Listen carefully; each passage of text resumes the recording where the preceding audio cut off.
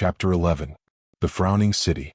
For an hour or more I sat waiting, Umslopogaas having meanwhile gone to sleep also, till at length the east turned grey, and huge misty shapes moved over the surface of the water like ghosts of long-forgotten dawns. They were the vapors rising from their watery bed to greet the sun. Then the grey turned to primrose, and the primrose grew to red. Next, glorious bars of light sprang up across the eastern sky, and through them the radiant messengers of the dawn came speeding upon their arrowy way, scattering the ghostly vapors and awaking the mountains with a kiss, as they flew from range to range and longitude to longitude. Another moment, and the golden gates were open and the sun himself came forth as a bridegroom from his chamber, with pomp and glory and a flashing as of 10,000,000 spears, and embraced the night and covered her with brightness, and it was day. But as yet I could see nothing save the beautiful blue sky above, for over the water was a thick layer of mist exactly as though the whole surface had been covered with billows of cotton wool. By degrees, however, the sun sucked up the mists, and then I saw that we were afloat upon a glorious sheet of blue water of which I could not make out the shore. Some 8 or 10 miles behind us, however, there stretched as far as the eye could reach a range of precipitous hills that formed a retaining wall of the lake, and I have no doubt but that it was through some entrance in these hills that the subterranean river found its way into the open water. Indeed, I afterwards ascertained this to be the fact, and it will be some indication of the extraordinary strength and directness of the current of the mysterious river that the canoe, even at this distance, was still answering to it. Presently or rather Umslopogaas, who woke up just then, discovered another indication, and a very unpleasant one it was. Perceiving some whitish object upon the water, Umslopogaas called my attention to it, and with a few strokes of the paddle brought the canoe to the spot, whereupon we discovered that the object was the body of a man floating face downwards. This was bad enough, but imagine my horror when Umslopogaas, having turned him on to his back with the paddle, we recognized in the sunken features the lineaments of, whom do you suppose? None other than our poor servant who had been sucked down 2 days before in the waters of the subterranean river. Quite frightened me. I thought that we had left him behind forever, and behold, borne by the current, he had made the awful journey with us, and with us had reached the end. His appearance also was dreadful, for he bore traces of having touched the pillar of fire, one arm being completely shriveled up and all his hair being burnt off. The features were, as I have said, sunken, and yet they preserved upon them that awful look of despair that I had seen upon his living face as the poor fellow was sucked down. Really the sight unnerved me, weary and shaken as I felt with all that we had gone through, and I was heartily glad when suddenly and without any warning the body began to sink just as though it had had a mission, which having been accomplished it retired, the real reason no doubt being that turning it on its back allowed a free passage to the gas.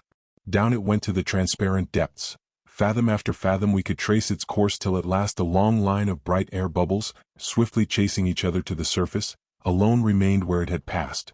At length these two were gone, and that was an end of our poor servant. Umslopogaas thoughtfully watched the body vanish. What did he follow us for? He asked. 'Tis an ill omen for thee and me, Macumazahn. And he laughed. I turned on him angrily, for I disliked these unpleasant suggestions. If people have such ideas, they ought in common decency to keep them to themselves. I detest individuals who make on the subject of their disagreeable presentiments, or who, when they dream that they saw one hanged as a common felon or some such horror, will insist upon telling one all about it at breakfast, even if they have to get up early to do it. Just then, however, the others woke up and began to rejoice exceedingly at finding that we were out of that dreadful river and once more beneath the blue sky. Then followed a babble of talk and suggestions as to what we were to do next, the upshot of all of which was that, as we were excessively hungry, and had nothing whatsoever left to eat except a few scraps of biltong, dried game flesh, having abandoned all that remained of our provisions to those horrible freshwater crabs, we determined to make for the shore. But a new difficulty arose. We did not know where the shore was, and, with the exception of the cliffs through which the subterranean river made its entry, could see nothing but a wide expanse of sparkling blue water. Observing, however, that the long flights of aquatic birds kept flying from our left, we concluded that they were advancing from their feeding grounds on shore to pass the day in the lake, and accordingly headed the boat towards the quarter whence they came and began to paddle. Before long, however, a stiffish breeze sprang up, blowing directly in the direction we wanted, so we improvised a sail with a blanket and the pole, which took us along merrily. This done, we devoured the remnants of our biltong, washed down with the sweet lake water, and then lit our pipes and awaited whatever might turn up. When we had been sailing for an hour, Good, who was searching the horizon with a spyglass, suddenly announced joyfully that he saw land, and pointed out that, from the change in the color of the water, he thought we must be approaching the mouth of a river. In another minute we perceived a great golden dome, not unlike that of St. Paul's, piercing the morning mists, and while we were wondering what in the world it could be, Good reported another and still more important discovery, namely, that a small sailing boat was advancing towards us. This bit of news, which we were very shortly able to verify with our own eyes, threw us into a considerable flutter. That the natives of this unknown lake should understand the art of sailing seemed to suggest that they possessed some degree of civilization. In a few more minutes it became evident that the occupant or occupants of the advancing boat had made us out. For a moment or two she hung in the wind as though in doubt, and then came tacking towards us with great swiftness. In 10 more minutes she was within 100 yards, and we saw that she was a neat little boat, not a canoe dug out, but built more or less in the European fashion with planks, and carrying a singularly large sail for her size. But our attention was soon diverted from the boat to her crew, which consisted of a man and a woman, nearly as white as ourselves. We stared at each other in amazement, thinking that we must be mistaken, but no, there was no doubt about it. They were not fair, but the two people in the boat were decidedly of a white as distinguished from a black race, as white for instance as Spaniards or Italians. It was a patent fact. So it was true after all, and, mysteriously led by a power beyond our own, we had discovered this wonderful people. I could have shouted for joy when I thought of the glory and the wonder of the thing, and as it was, we all shook hands and congratulated each other on the unexpected success of our wild search. All my life had I heard rumors of a white race that existed in the highlands of this vast continent, and longed to put them to the proof, and now here I saw it with my own eyes and was dumbfounded. Truly, as Sir Henry said, the old Roman was right when he wrote, Ex Africa semper aliquid novae, which he tells me means that out of Africa there always comes some new thing. The man in the boat was of a good but not particularly fine physique, and possessed straight black hair, regular aquiline features, and an intelligent face. He was dressed in a brown cloth garment, something like a flannel shirt without the sleeves, and in an unmistakable kilt of the same material. The legs and feet were bare. Round the right arm and left leg he wore thick rings of yellow metal that I judged to be gold. The woman had a sweet face, wild and shy, with large eyes and curling brown hair. Her dress was made of the same material as the man's, and consisted, as we afterwards discovered, first of a linen undergarment that hung down to her knee, and then of a single long strip of cloth, about 4 feet wide by 15 long, which was wound round the body in graceful folds and finally flung over the left shoulder so that the end, which was dyed blue or purple or some other color, according to the social standing of the wearer, hung down in front, the right arm and breast being, however, left quite bare. A more becoming dress, especially when, as in the present case, the wearer was young and pretty, it is quite impossible to conceive. Good, who has an eye for such things, was greatly struck with it, and so indeed was I. It was so simple and yet so effective. Meanwhile, if we had been astonished at the appearance of the man and woman, it was clear that they were far more astonished at us. As for the man, he appeared to be overcome with fear and wonder, and for a while hovered round our canoe, but would not approach. At last, however, he came within hailing distance, and called to us in a language that sounded soft and pleasing enough, but of which we could not understand one word. So we hailed back in English, French, Latin, Greek, German, Zulu, Dutch, Sisudu Kukwana, and a few other native dialects that I am acquainted with, but our visitor did not understand any of these tongues. Indeed, they appeared to bewilder him. As for the lady, she was busily employed in taking stock of us, and Good was returning the compliment by staring at her hard through his eyeglass, a proceeding that she seemed rather to enjoy than otherwise. At length, the man, being unable to make anything of us, suddenly turned his boat round and began to head off for the shore, his little boat skimming away before the wind like a swallow. As she passed across our bows the man turned to attend to the large sail, and Good promptly took the opportunity to kiss his hand to the young lady. I was horrified at this proceeding, both on general grounds and because I feared that she might take offense, but to my delight she did not, for, first glancing round and seeing that her husband or brother, or whoever he was engaged, she promptly kissed hers back. "Ah," said I, "it seems that we have at last found a language that the people of this country understand." "In which case," said Sir Henry, "Good will prove an invaluable interpreter." I frowned, for I do not approve of Good's frivolities, and he knows it, and I turned the conversation to more serious subjects. "It is very clear to me," I said, "that the man will be back before long with a host of his fellows, so we had best make up our minds as to how we are going to receive them." "The question is, how will they receive us?" said Sir Henry. As for Good, he made no remark, but began to extract a small square tin case that had accompanied us in all our wanderings from under a pile of baggage.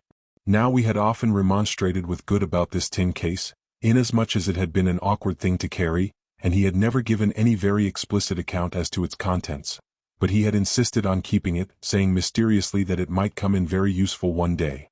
"What on earth are you going to do, Good?" asked Sir Henry. "Do? Why, dress, of course. You don't expect me to appear in a new country in these things, do you?" And he pointed to his soiled and worn garments, which were, however, like all Good's things, very tidy, and with every tear neatly mended. We said no more, but watched his proceedings with breathless interest. His first step was to get Alphonse, who was thoroughly competent in such matters, to trim his hair and beard in the most approved fashion. I think that if he had had some hot water and a cake of soap at hand he would have shaved off the latter, but he had not.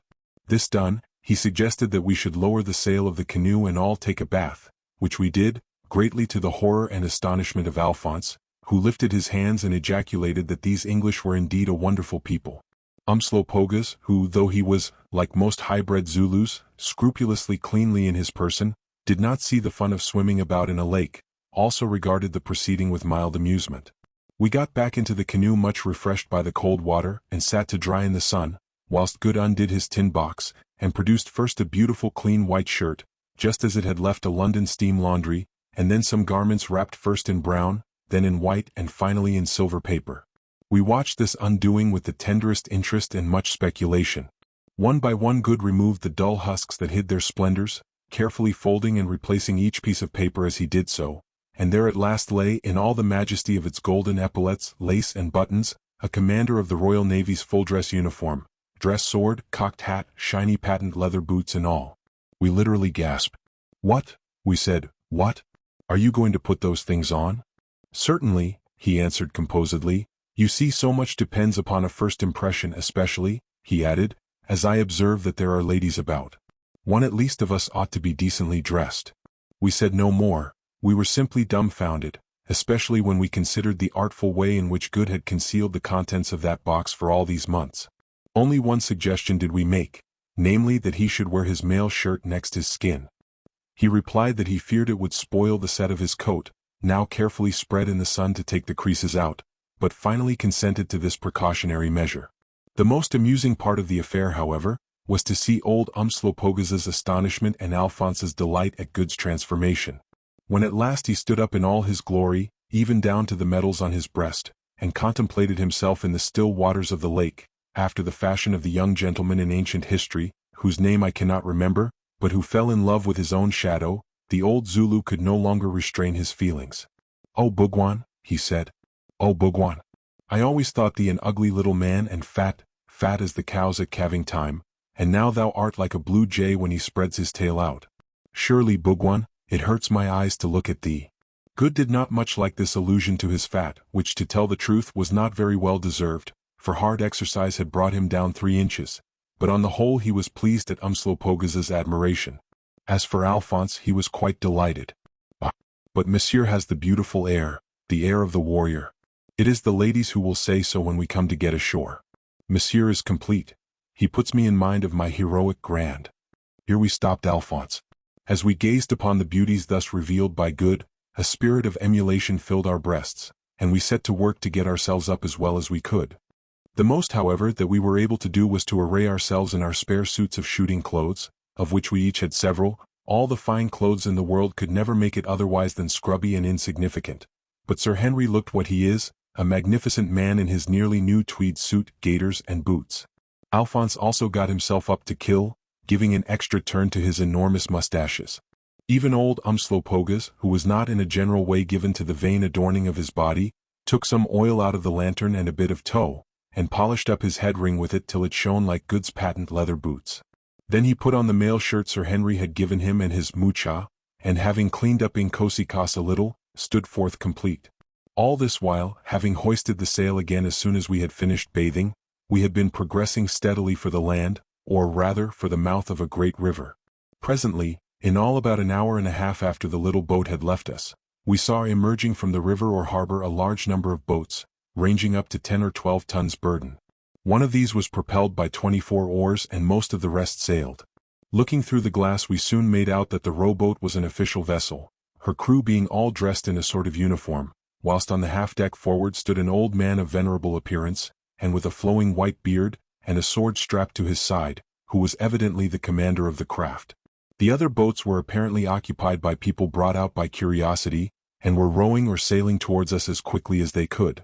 "Now for it," said I. "What is the betting? Are they going to be friendly or to put an end to us?" Nobody could answer this question, and not liking the warlike appearance of the old gentleman and his sword, we felt a little anxious. Just then Good spied a school of hippopotami on the water about 200 yards off us, and suggested that it would not be a bad plan to impress the natives with a sense of our power by shooting some of them if possible. This, unluckily enough, struck us as a good idea, and accordingly we at once got out our 8-bore rifles, for which we still had a few cartridges left, and prepared for action. There were 4 of the animals, a big bull, a cow, and 2 young ones, one 3 parts grown. We got up to them without difficulty, the great animals contenting themselves with sinking down into the water and rising again a few yards farther on. Indeed, their excessive tameness struck me as being peculiar. When the advancing boats were about 500 yards away, Sir Henry opened the ball by firing at the 3 parts grown young one. The heavy bullet struck it fair between the eyes, and, crashing through the skull, killed it, and it sank, leaving a long train of blood behind it. At the same moment I fired at the cow and Good at the old bull. My shot took effect, but not fatally, and down went the hippopotamus with a prodigious splashing, only to rise again presently blowing and grunting furiously, dyeing all the water round her crimson, when I killed her with the left barrel. Good, who was an execrable shot, missed the head of the bull altogether, the bullet merely cutting the side of his face as it passed. On glancing up, after I had fired my second shot, I perceived that the people we had fallen among were evidently ignorant of the nature of firearms, for the consternation caused by our shots and their effect upon the animals was prodigious.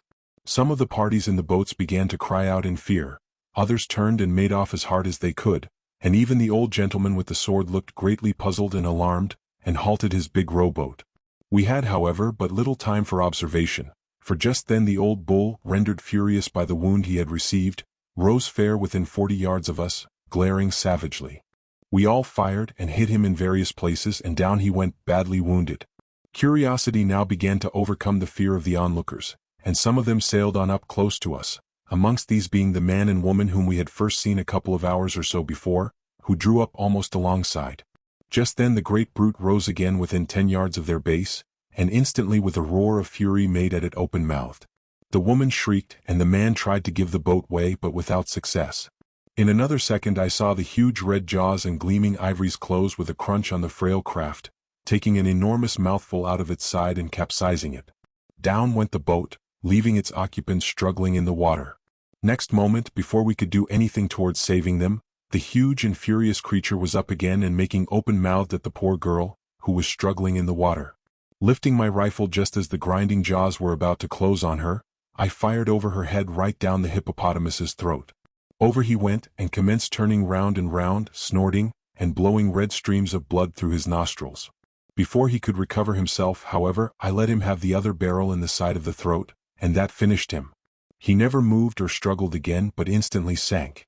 Our next effort was directed towards saving the girl, the man having swum off towards another boat, and in this we were fortunately successful, pulling her into the canoe, amidst the shouts of the spectators, considerably exhausted and frightened, but otherwise unhurt.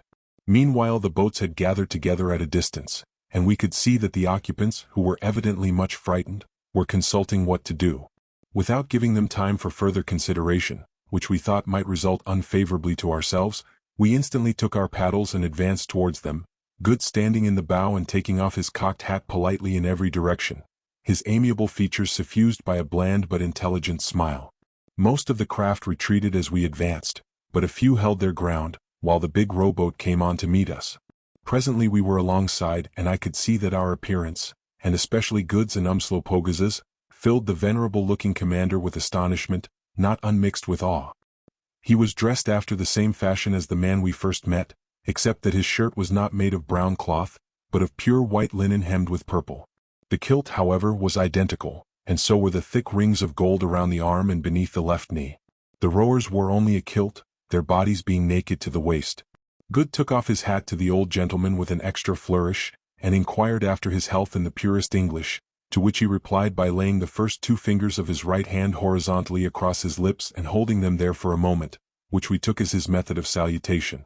Then he also addressed some remarks to us in the same soft accents that had distinguished our first interviewer, which we were forced to indicate we did not understand by shaking our heads and shrugging our shoulders.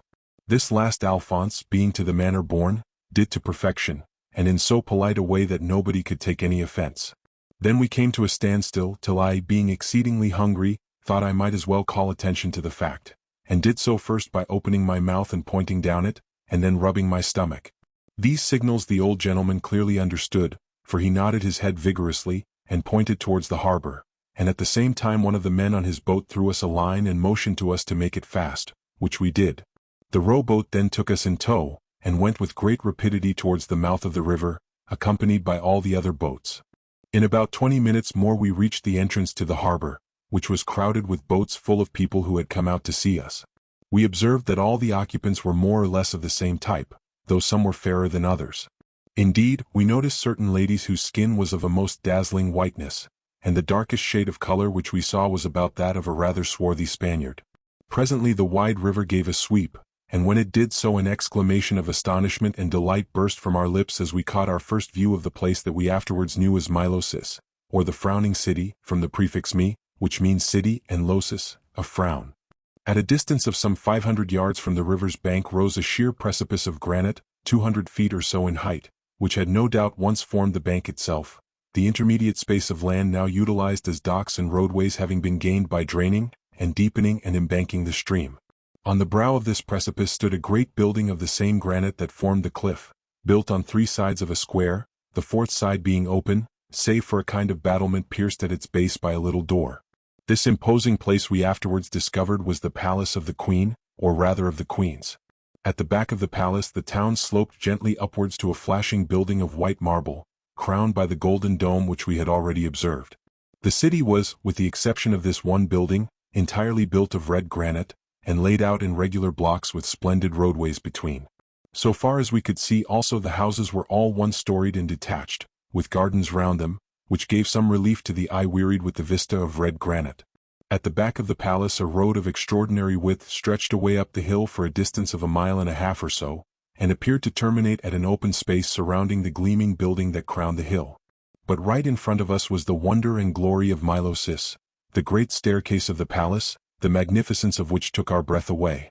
Let the reader imagine, if he can, a splendid stairway 65 feet from balustrade to balustrade, consisting of 2 vast flights, each of 125 steps of 8 inches in height by 3 feet broad, connected by a flat resting place 60 feet in length, and running from the palace wall on the edge of the precipice down to meet a waterway or canal cut to its foot from the river. This marvelous staircase was supported upon a single enormous granite arch, of which the resting place between the 2 flights formed the crown, that is, the connecting open space lay upon it.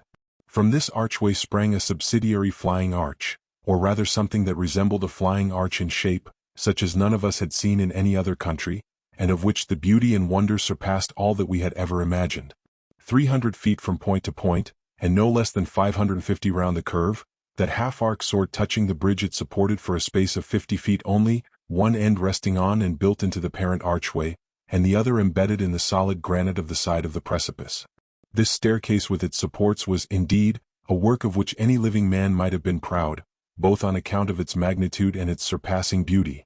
4 times, as we afterwards learnt, did the work, which was commenced in remote antiquity, fail, and was then abandoned for 3 centuries when half finished, till at last there rose a youthful engineer named Redimas, who said that he would complete it successfully and staked his life upon it. If he failed he was to be hurled from the precipice he had undertaken to scale. If he succeeded, he was to be rewarded by the hand of the king's daughter.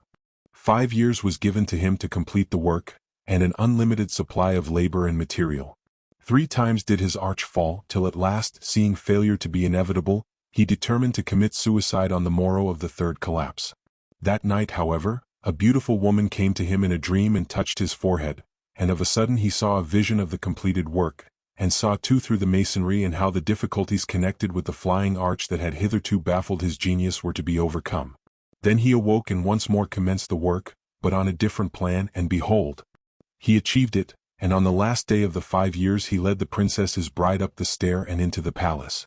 And in due course he became king by right of his wife, and founded the present Zuvendi dynasty, which is to this day called the House of the Stairway, thus proving once more how energy and talent are the natural stepping stones to grandeur.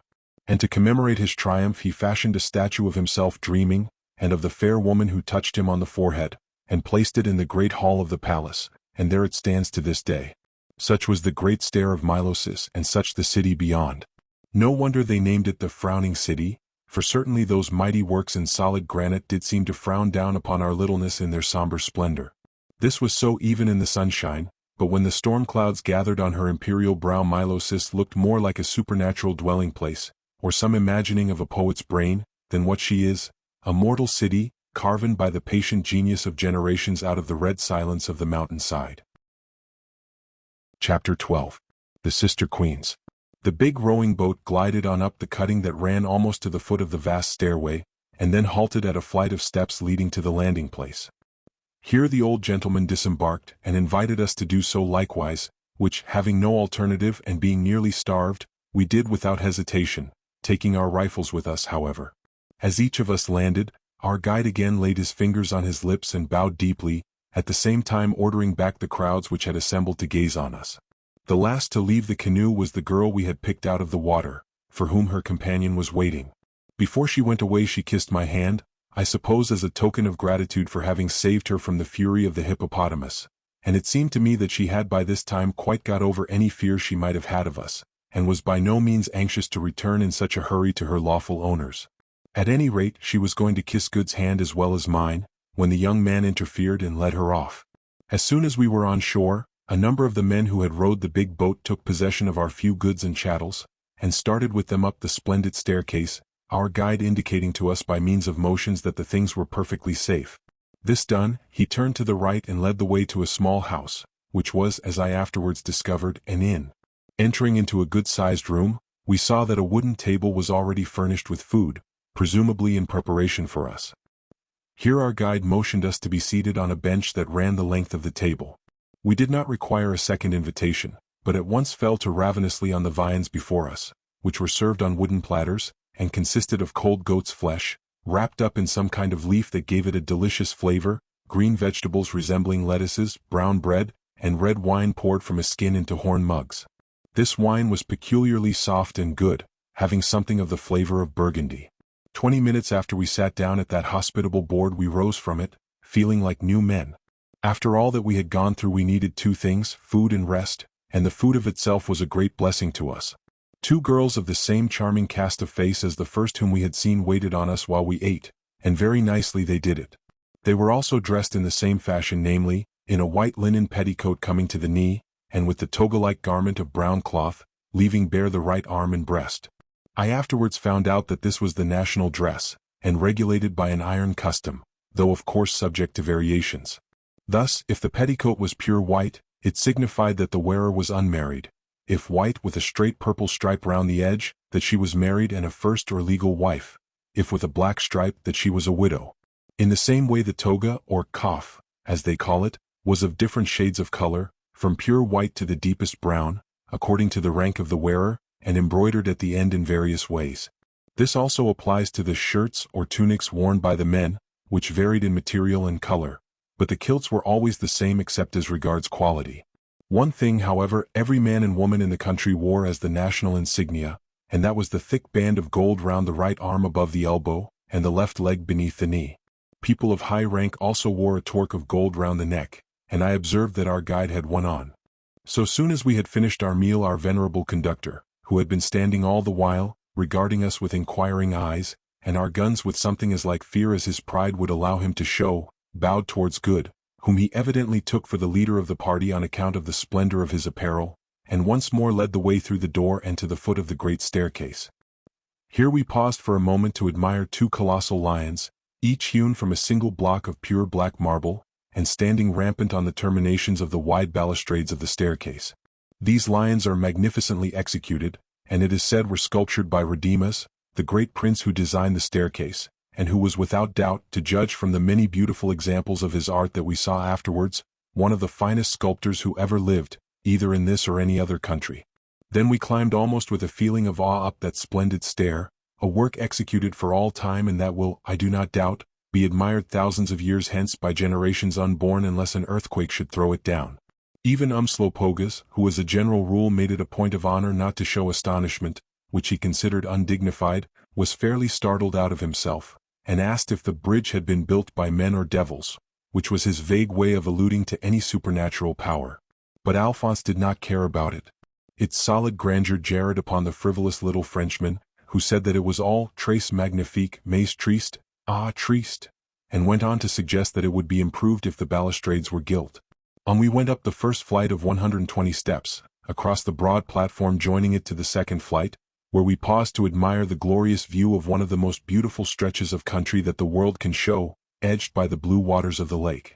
Then we passed on up the stair till at last we reached the top, where we found a large standing space to which there were 3 entrances, all of small size.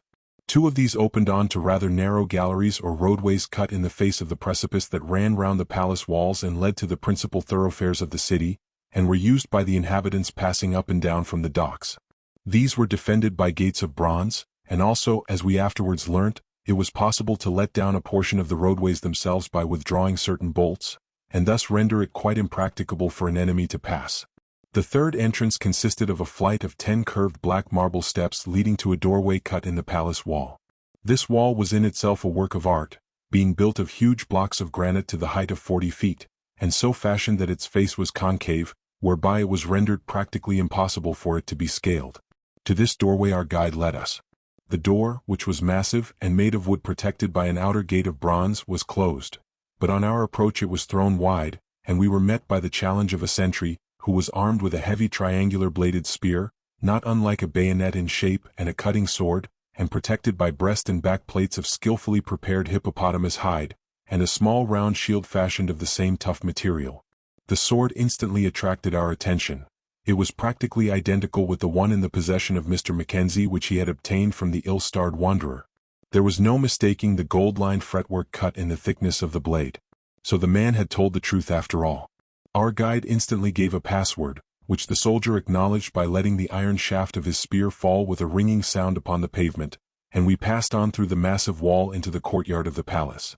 This was about 40 yards square, and laid out in flower beds full of lovely shrubs and plants, many of which were quite new to me. Through the center of this garden ran a broad walk formed of powdered shells brought from the lake in the place of gravel.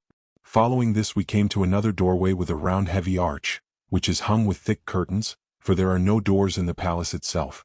Then came another short passage, and we were in the great hall of the palace, and once more stood astonished at the simple and yet overpowering grandeur of the place. The hall is, as we afterwards learnt, 150 feet long by 80 wide, and has a magnificent arched roof of carved wood. Down the entire length of the building there are on either side, and at a distance of 20 feet from the wall, slender shafts of black marble springing sheer to the roof, beautifully fluted and with carved capitals. At one end of this great place which these pillars support is the group of which I have already spoken as executed by the King Redeemus to commemorate his building of the staircase, and really when we had time to admire it, its loveliness almost struck us dumb. The group, of which the figures are in white, and the rest is black marble, is about half as large again as life, and represents a young man of noble countenance and form sleeping heavily upon a couch. One arm is carelessly thrown over the side of this couch, and his head reposes upon the other, its curling locks partially hiding it. Bending over him, her hand resting on his forehead, is a draped female form of such white loveliness as to make the beholder's breath stand still. And as for the calm glory that shines upon her perfect face, well, I can never hope to describe it. But there it rests like the shadow of an angel's smile, and power, love, and divinity all have their part in it. Her eyes are fixed upon the sleeping youth, and perhaps the most extraordinary thing about this beautiful work is the success with which the artist has succeeded in depicting on the sleeper's worn and weary face the sudden rising of a new and spiritual thought as the spell begins to work within his mind. You can see that an inspiration is breaking in upon the darkness of the man's soul as the dawn breaks in upon the darkness of night. It is a glorious piece of statuary, and none but a genius could have conceived it. Between each of the black marble columns is some such group of figures, some allegorical, and some representing the persons and wives of deceased monarchs or great men. But none of them, in our opinion, comes up to the one I have described, although several are from the hand of the sculptor and engineer, King Redeemus. In the exact center of the hall was a solid mass of black marble about the size of a baby's armchair, which it rather resembled in appearance. This, as we afterwards learnt, was the sacred stone of this remarkable people, and on it their monarchs laid their hand after the ceremony of coronation, and swore by the sun to safeguard the interests of the empire, and to maintain its customs, traditions, and laws. This stone was evidently exceedingly ancient, as indeed all stones are, and was scored down its sides with long marks or lines, which Sir Henry said proved it to have been a fragment that at some remote period in its history had been ground in the iron jaws of glaciers. There was a curious prophecy about this block of marble, which was reported among the people to have fallen from the sun, to the effect that when it was shattered into fragments a king of alien race should rule over the land. As the stone, however, looked remarkably solid, the native princes seemed to have a fair chance of keeping their own for many a long year. At the end of the hall is a dais spread with rich carpets, on which 2 thrones are set side by side. These thrones are shaped like great chairs and made of solid gold. The seats are richly cushioned, but the backs are left bare, and on each is carved the emblem of the sun, shooting out his fiery rays in all directions. The footstools are golden lions couchant, with yellow topazes set in them for eyes. There are no other gems about them. The place is lighted by numerous but narrow windows, placed high up, cut on the principle of the loopholes to be seen in ancient castles, but innocent of glass, which was evidently unknown here. Such is a brief description of this splendid hall in which we now found ourselves, compiled of course from our subsequent knowledge of it. On this occasion we had but little time for observation, for when we entered we perceived that a large number of men were gathered together in front of the 2 thrones, which were unoccupied. The principal among them were seated on carved wooden chairs ranged to the right and the left of the thrones, but not in front of them, and were dressed in white tunics, with various embroideries and different colored edgings, and armed with the usual pierced and golden-laid swords. To judge from the dignity of their appearance, they seemed one and all to be individuals of very great importance. Behind each of these great men stood a small knot of followers and attendants. Seated by themselves in a little group to the left of the throne, were 6 men of a different stamp. Instead of wearing the ordinary kilt, they were clothed in long robes of pure white linen, with the same symbol of the sun that is to be seen on the back of the chairs, emblazoned in gold thread upon the breast. This garment was girt up at the waist with a simple golden curb-like chain, from which hung long elliptic plates of the same metal, fashioned in shiny scales like those of a fish, that, as their wearers moved, jingled and reflected the light. They were all men of mature age and of a severe and impressive cast of features, which was rendered still more imposing by the long beards they wore. The personality of one individual among them, however, impressed us at once. He seemed to stand out among his fellows and refused to be overlooked. He was very old, 80 at least, and extremely tall, with a long snow-white beard that hung nearly to his waist. His features were aquiline and deeply cut, and his eyes were gray and cold-looking. The heads of the others were bare, but this man wore a round cap entirely covered with gold embroidery, from which we judged that he was a person of great importance, and indeed we afterwards discovered that he was Agon, the high priest of the country. As we approached, all these men, including the priests, rose and bowed to us with the greatest courtesy, at the same time placing the 2 fingers across the lips in salutation. Then soft-footed attendants advanced from between the pillars, bearing seats, which were placed in a line in front of the thrones. We 3 sat down, Alphonse and Umslopogus standing behind us. Scarcely had we done so when there came a blare of trumpets from some passage to the right, and a similar blare from the left. Next a man with a long white wand of ivory appeared just in front of the right-hand throne, and cried out something in a loud voice, ending with the word Nyleptha repeated 3 times, and another man, similarly attired, called out a similar sentence before the other throne, but ending with the word Sorais, also repeated thrice. Then came the tramp of armed men from each side entrance, and infiled about a score of picked and magnificently accoutred guards, who formed up on each side of the thrones, and let their heavy iron-handled spears fall simultaneously with a clash upon the black marble flooring. Another double blare of trumpets, and in from either side, each attended by 6 maidens, swept the 2 queens of Zuvendis, everybody in the hall rising to greet them as they came. I have seen beautiful women in my day, and am no longer thrown into transports at the sight of a pretty face, but language fails me when I try to give some idea of the blaze of loveliness that then broke upon us in the persons of these sister queens. Both were young, perhaps 25 years of age, both were tall and exquisitely formed, but there the likeness stopped. One, Nyleptha, was a woman of dazzling fairness. Her right arm and breast bare, after the custom of her people, showed like snow even against her white and gold-embroidered coif, or toga.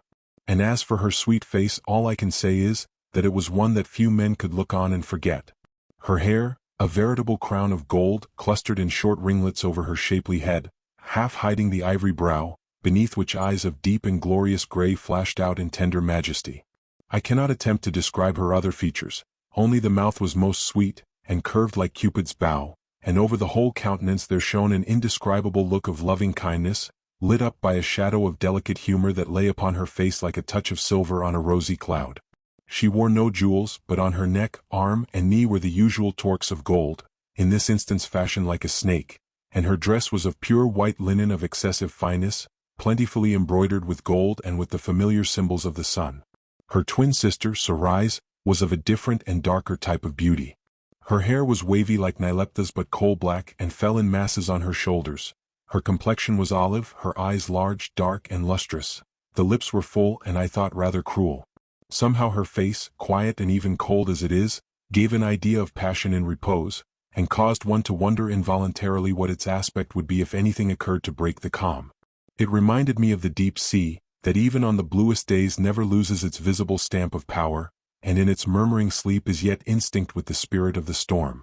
Her figure, like her sister's, was almost perfect in its curves and outlines, but a trifle more rounded, and her dress was absolutely the same.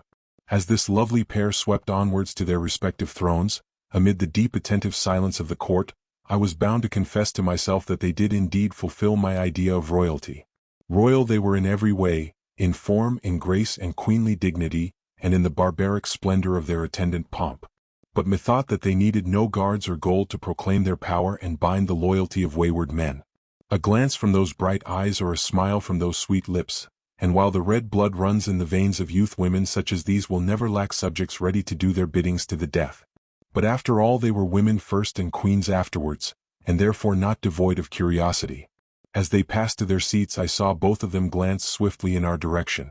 I saw too that their eyes passed by me, seeing nothing to charm them in the person of an insignificant and grizzled old man. Then they looked with evident astonishment on the grim form of old Umslopogaas, who raised his axe in salutation.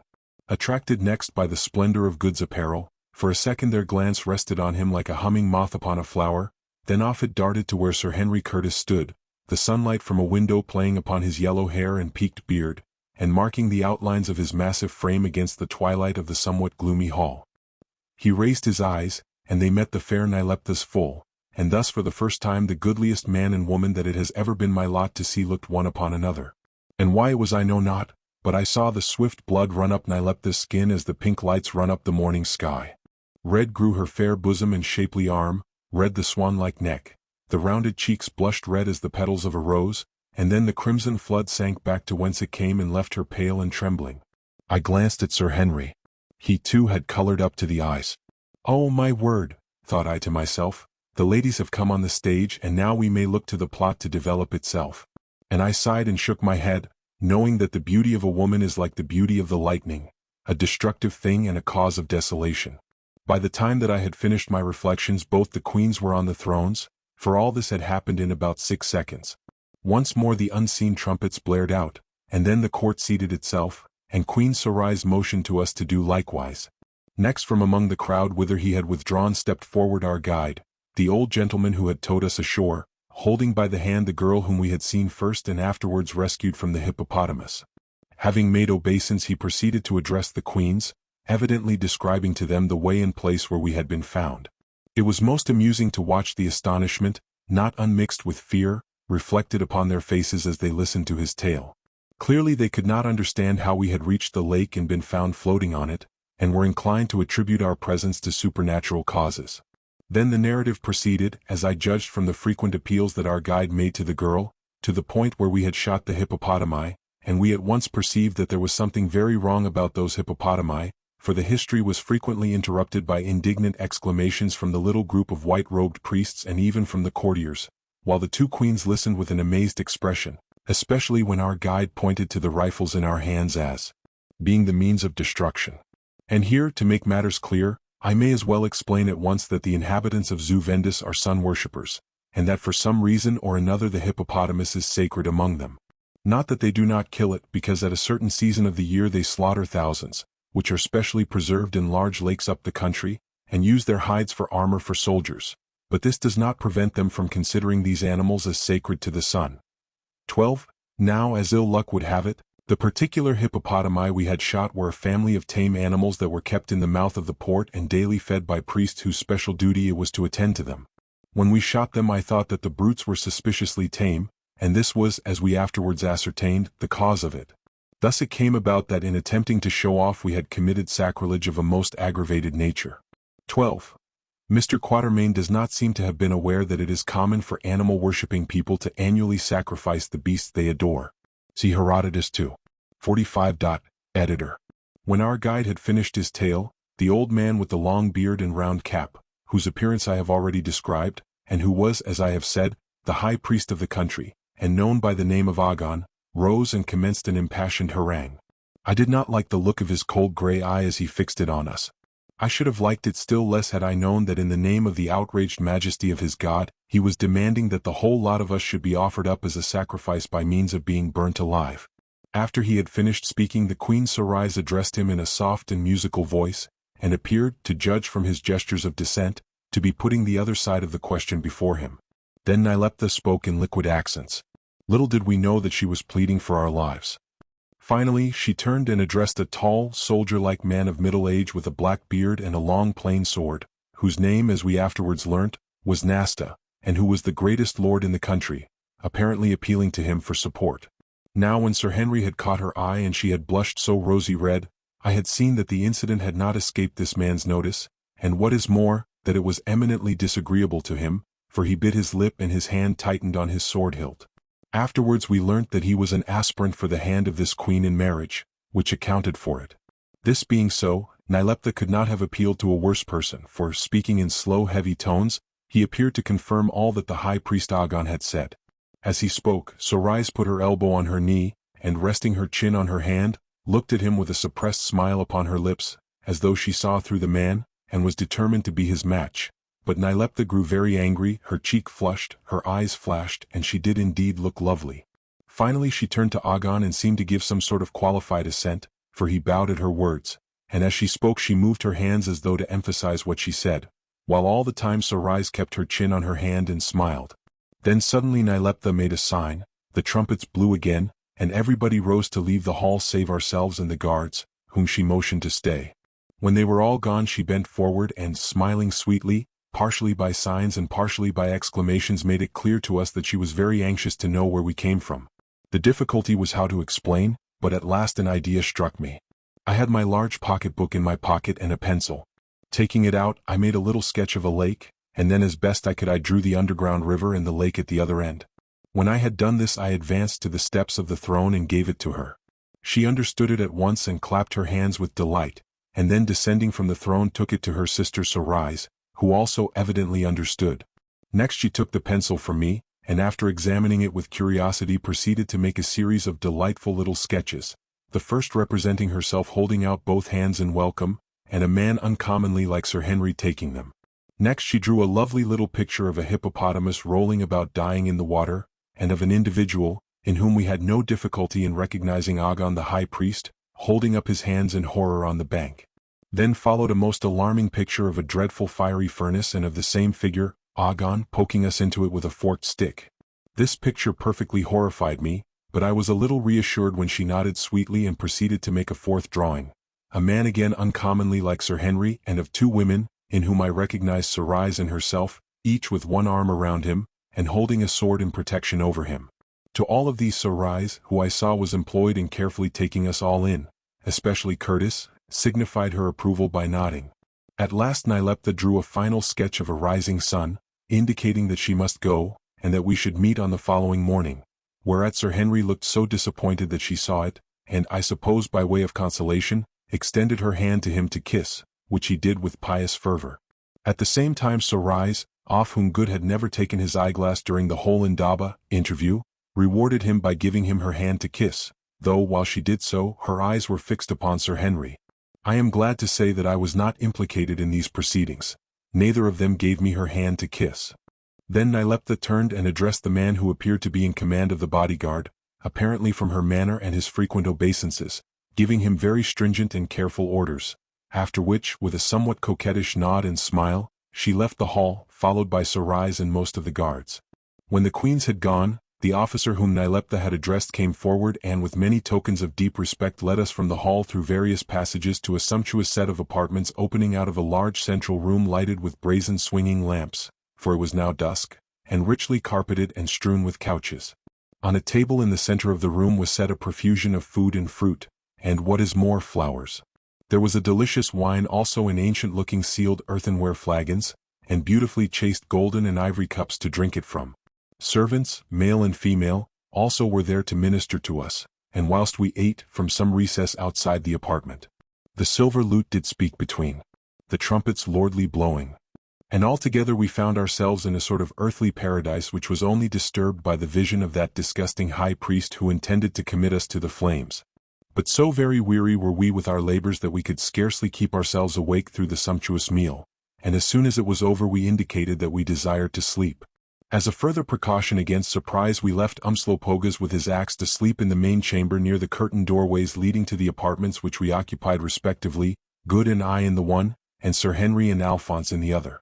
Then throwing off our clothes, with the exception of the male shirts, which we considered it safer to keep on, we flung ourselves down upon the low and luxurious couches, and drew the silk-embroidered coverlids over us. In 2 minutes I was just dropping off when I was aroused by Good's voice. "I say, Quatermain," he said, "did you ever see such eyes?"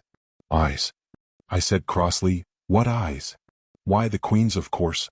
Cerise, I mean, at least I think that is her name." "Oh, I don't know," I yawned. "I didn't notice them much. I suppose they are good eyes," and again I dropped off. 5 minutes or so elapsed and I was once more awakened. "I say, Quatermain," said the voice. "Well," I answered testily, "what is it now? Did you notice her ankle? The shape?" This was more than I could stand. By my bed stood the veltskins I had been wearing. Moved quite beyond myself, I took them up and threw them straight at Good's head, and hid it. Afterwards I slept the sleep of the just, and a very heavy sleep it must be. As for Good, I don't know if he went to sleep or if he continued to pass Sorai's beauties in mental review, and what is more, I don't care. Chapter 13. About the Zeuvendi people. And now the curtain is down for a few hours, and the actors in this novel drama are plunged in dewy sleep. Perhaps we should accept Nyleptha, whom the reader may, if poetically inclined, imagine lying in her bed of state encompassed by her maidens, tiring women, guards, and all the other people and appurtenances that surround a throne, and yet not able to slumber for thinking of the strangers who had visited a country where no such strangers had ever come before, and wondering as she lay awake, who they were and what their past has been, and if she was ugly compared to the women of their native place. I, however, not being poetically inclined, will take advantage of the lull to give some account of the people among whom we found ourselves, compiled, needless to state, from information which we subsequently collected. The name of this country, to begin at the beginning, is Zeuvendis, from Zeu, yellow, and Vendis, place or country. Why it is called the Yellow Country I have never been able to ascertain accurately, nor do the inhabitants themselves know. 3 reasons are, however, given, each of which would suffice to account for it.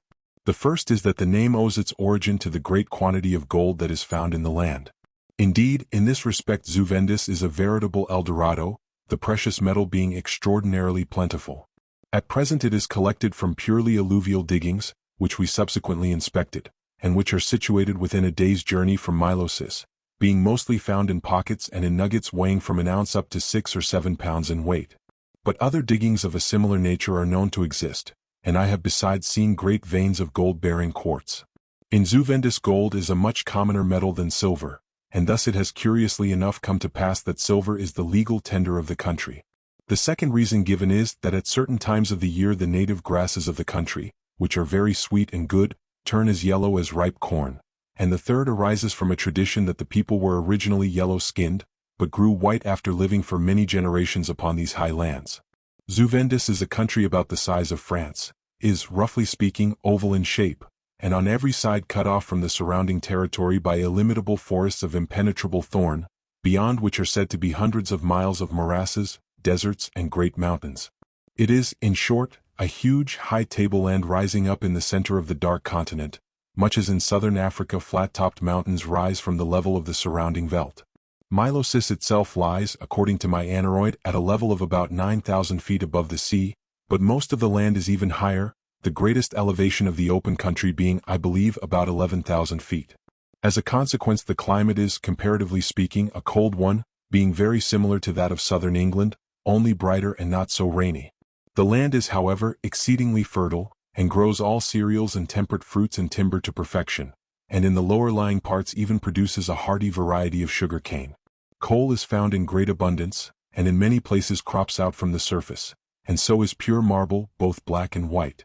The same may be said of almost every metal except silver, which is scarce, and only to be obtained from a range of mountains in the north.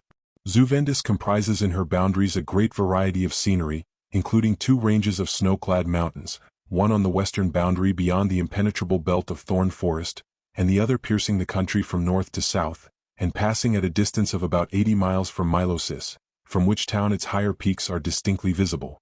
This range forms the chief watershed of the land. There are also 3 large lakes, the biggest, namely that whereon we emerged and which is named Milosis after the city, covering some 200 square miles of country, and numerous small ones, some of them salt. The population of this favored land is, comparatively speaking, dense, numbering at a rough estimate from 10 to 12 millions. It is almost purely agricultural in its habits, and divided into great classes as in civilized countries.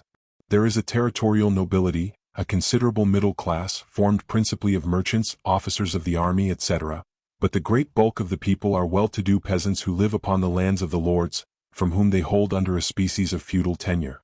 The best-bred people in the country are, as I think I have said, pure whites with a somewhat southern cast of countenance, but the common herd are much darker, though they do not show any Negro or other African characteristics.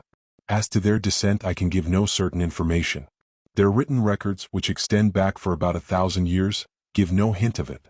One very ancient chronicler does indeed, in alluding to some old tradition that existed in his day, talk of it as having probably originally come down with the people from the coast, but that may mean little or nothing. In short, the origin of the Zuvendi is lost in the mists of time. Whence they came or of what race they are no man knows.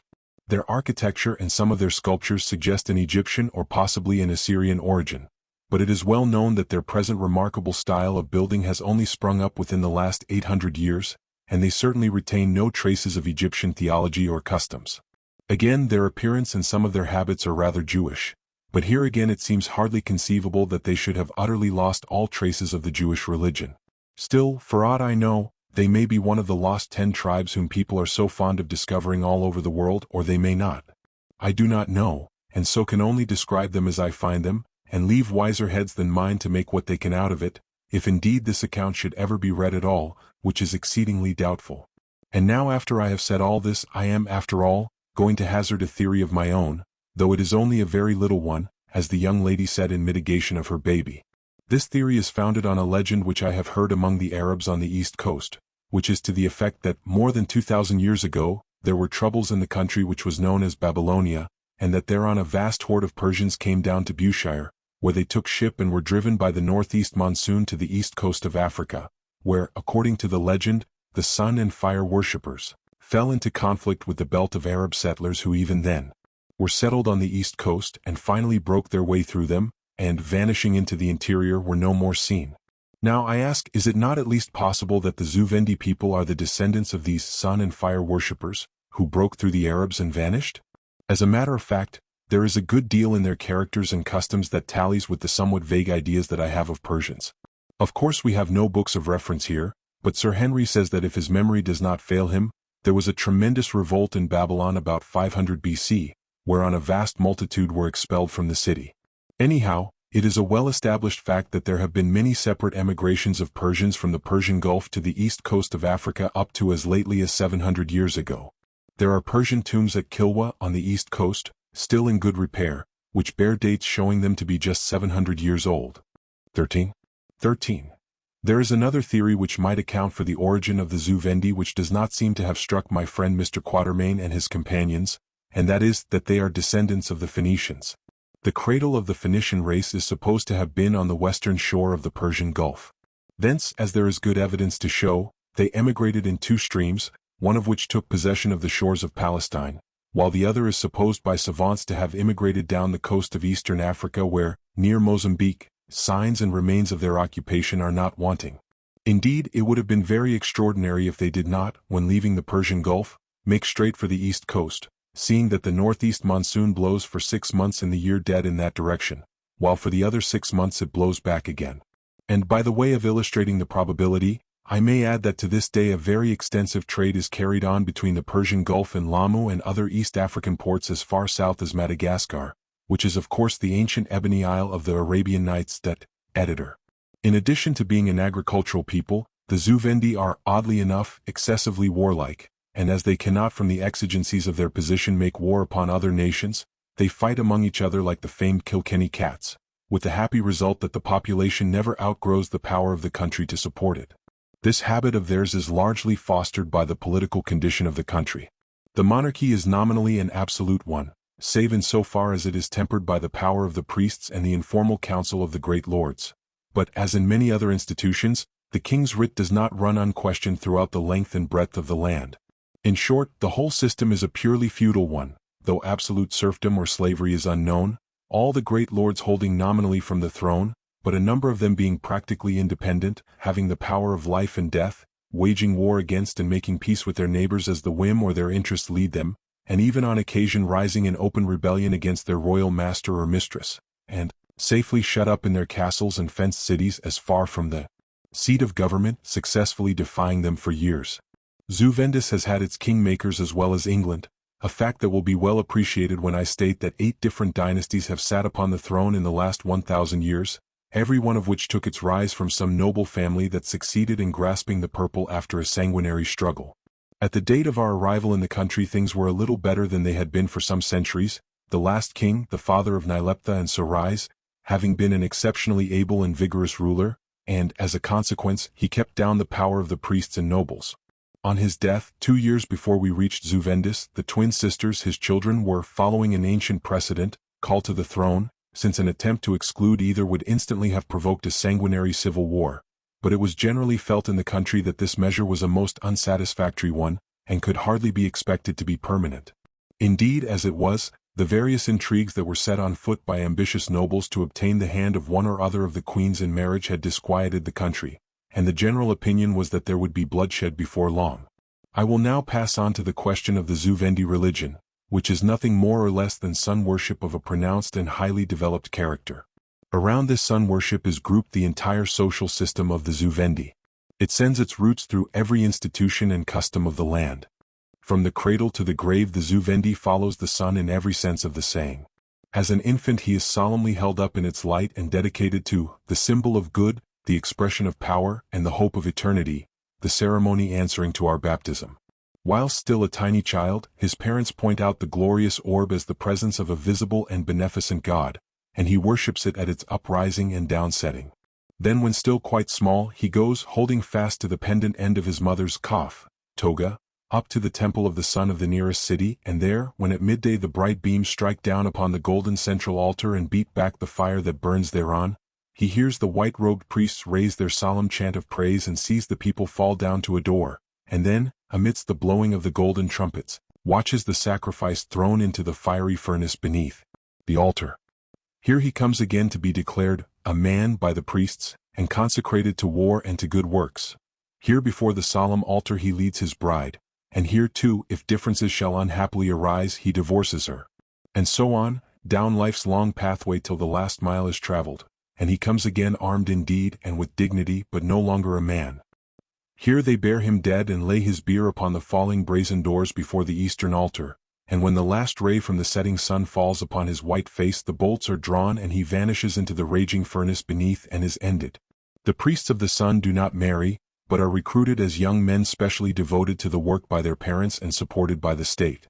The nomination to the higher offices of the priesthood lies with the crown, but once appointed the nominees cannot be dispossessed, and it is scarcely too much to say that they really rule the land. To begin with, they are a united body sworn to obedience and secrecy, so that an order issued by the high priest at Milosis will be instantly and unhesitatingly acted upon by the resident priest of a little country town 300 or 400 miles off. They are the judges of the land, criminal and civil, an appeal lying only to the Lord Paramount of the district, and from him to the king, and they have, of course, practically unlimited jurisdiction over religious and moral offenses, together with a right of excommunication, which, as in the faiths of more highly civilized lands, is a very effective weapon. Indeed, their rights and powers are almost unlimited, but I may as well state here that the priests of the sun are wise in their generation, and do not push things too far. It is but very seldom that they go to extremes against anybody, being more inclined to exercise the prerogative of mercy than run the risk of exasperating the powerful and vigorous-minded people on whose neck they have set their yoke, lest it should rise and break it off altogether. Another source of the power of the priests is their practical monopoly of learning, and their very considerable astronomical knowledge, which enables them to keep a hold on the popular mind by predicting eclipses and even comets. In Zuvendis only a few of the upper classes can read and write, but nearly all the priests have this knowledge, and are therefore looked upon as learned men. The law of the country is, on the whole, mild and just, but differs in several respects from our civilized law. For instance, the law of England is much more severe upon offenses against property than against the person, as becomes a people whose ruling passion is money. A man may half kick his wife to death or inflict horrible sufferings upon his children at a much cheaper rate of punishment than he can compound for the theft of a pair of old boots. In Zuvendis this is not so, for there they rightly or wrongly look upon the person as of more consequence than goods and chattels, and not, as in England, as a sort of necessary appendage to the latter. For murder the punishment is death, for treason death, for defrauding the orphan and the widow for sacrilege, and for attempting to quit the country, which is looked on as a sacrilege, death. In each case the method of execution is the same and a rather awful one. The culprit is thrown alive into the fiery furnace beneath one of the altars to the sun. For all other offenses, including the offense of idleness, the punishment is forced labor upon the vast national buildings which are always going on in some part of the country, with or without periodical floggings, according to the crime. The social system of the Zuvendi allows considerable liberty to the individual, provided he does not offend against the laws and customs of the country. They are polygamous in theory, though most of them have only one wife on account of the expense. By law a man is bound to provide a separate establishment for each wife. The first wife also is the legal wife, and her children are said to be of the house of the father. The children of the other wives are of the houses of their respective mothers. This does not, however, imply any slur upon either mother or children. Again, a first wife can, on entering into the married state, make a bargain that her husband shall marry no other wife. This, however, is very rarely done, as the women are the great upholders of polygamy, which not only provides for their surplus numbers but gives greater importance to the first wife, who is thus practically the head of several households. Marriage is looked upon as primarily a civil contract, and, subject to certain conditions and to a proper provision for children, is dissoluble at the will of both contracting parties, the divorce, or unloosing, being formally and ceremoniously accomplished by going through certain portions of the marriage ceremony backwards. The Zuvendi are on the whole a very kindly, pleasant, and light-hearted people. They are not great traders and care little about money, only working to earn enough to support themselves in that class of life in which they were born. They are exceedingly conservative and look with disfavor upon changes. Their legal tender is silver cut into little squares of different weights. Gold is the baser coin and is about of the same value as our silver. It is, however, much prized for its beauty, and largely used for ornaments and decorative purposes. Most of the trade, however, is carried on by means of sale and barter, payment being made in kind. Agriculture is the great business of the country, and is really well understood and carried out, most of the available acreage being under cultivation. Great attention is also given to the breeding of cattle and horses, the latter being unsurpassed by any I have ever seen either in Europe or Africa. The land belongs theoretically to the crown, and under the crown to the great lords, who again divide it among smaller lords, and so on down to the little peasant farmer who works his 40 riestu acres, on a system of half-profits with his immediate lord. In fact, the whole system is, as I have said, distinctly feudal, and it interested us much to meet with such an old friend far in the unknown heart of Africa. The taxes are very heavy. The state takes a third of a man's total earnings, and the priesthood about 5% on the remainder. But on the other hand, if a man through any cause falls into bona fide misfortune, the state supports him in the position of life to which he belongs. If he is idle, however, he is sent to work on the government undertakings, and the state looks after his wives and children. The state also makes all the roads and builds all town houses, about which great care is shown, letting them out to families at a small rent. It also keeps up a standing army of about 20,000 men, and provides watchmen, etc. In return for their 5%, the priests attend to the service of the temples, carry out all religious ceremonies, and keep schools where they teach whatever they think desirable, which is not very much. Some of the temples also possess private property, but priests as individuals cannot hold property. And now comes a question which I find some difficulty in answering. Are the Zuvendi a civilized or barbarous people? Sometimes I think the one, sometimes the other. In some branches of art they have attained the very highest proficiency. Take for instance their buildings and their statuary. I do not think that the latter can be equaled either in beauty or imaginative power anywhere in the world, and as for the former it may have been rivaled in ancient Egypt, but I am sure that it has never been since. But, on the other hand, they are totally ignorant of many other arts. Till Sir Henry, who happened to know something about it, showed them how to do it by mixing silica and lime, they could not make a piece of glass, and their crockery is rather primitive. A water clock is their nearest approach to a watch. Indeed, ours delighted them exceedingly. They know nothing about steam, electricity, or gunpowder, and mercifully for themselves nothing about printing or the penny post. Thus they are spared many evils, for of a truth our age has learnt the wisdom of the old world saying, "He who increaseth knowledge increaseth sorrow." As regards their religion, it is a natural one for imaginative people who know no better, and might therefore be expected to turn to the sun and worship him as the All-Father, but it cannot justly be called elevating or spiritual. It is true that they do sometimes speak of the sun as the garment of the spirit, but it is a vague term, and what they really adore is the fiery orb himself. They also call him the hope of eternity, but here again the meaning is vague, and I doubt if the phrase conveys any very clear impression to their minds. Some of them do indeed believe in a future life for the good. I know Nyleptha does firmly, but it is a private faith arising from the promptings of the spirit, not an essential of their creed. So on the whole I cannot say that I consider this sun worship as a religion indicative of a civilized people, however magnificent and imposing its ritual, or however moral and high-sounding the maxims of its priests, many of whom, I am sure, have their own opinions on the whole subject. Though of course they have nothing but praise for a system which provides them with so many of the good things of this world. There are now only two more matters to which I need allude, namely, the language and the system of calligraphy. As for the former, it is soft-sounding and very rich and flexible. Sir Henry says that it sounds something like modern Greek, but of course it has no connection with it. It is easy to acquire, being simple in its construction, and a peculiar quality about it is its euphony, and the way in which the sound of the words adapts itself to the meaning to be expressed. Long before we mastered the language we could frequently make out what was meant by the ring of the sentence. It is on this account that the language lends itself so well to poetical declamation, of which these remarkable people are very fond.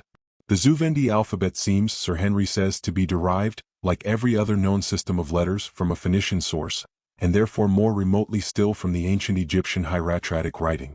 Whether this is a fact I cannot say, not being learned in such matters. All I know about it is that their alphabet consists of 22 characters, of which a few, notably B, E, and O, are not very unlike our own. The whole affair is, however, clumsy and puzzling. 14.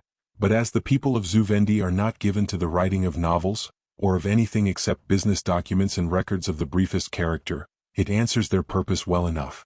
14. There are 22 letters in the Phoenician alphabet. See Appendix, Maspero's Histoire ancienne de Peuples de l'Orient, etc. Unfortunately Mr. Quatermain gives us no specimen of the Zuvendi writing, but what he here states seems to go a long way towards substantiating the theory advanced in the note on page 139. Editor. Chapter 14. The Flower Temple.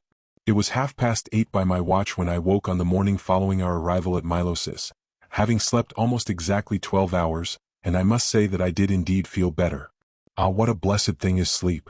And what a difference 12 hours of it or so makes to us after days and nights of toil and danger. It is like going to bed one man and getting up another. I sat up upon my silken couch.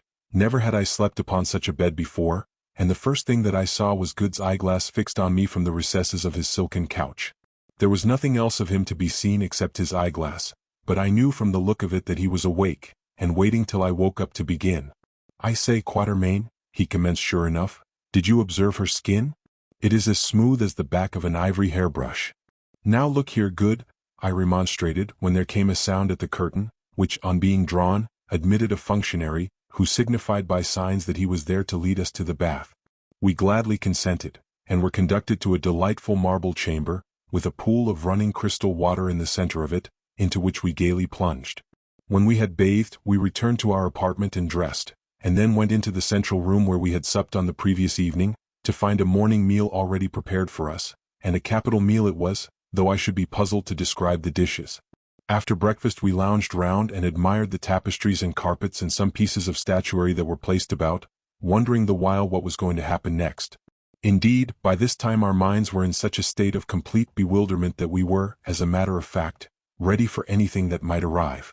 As for our sense of astonishment, it was pretty well obliterated.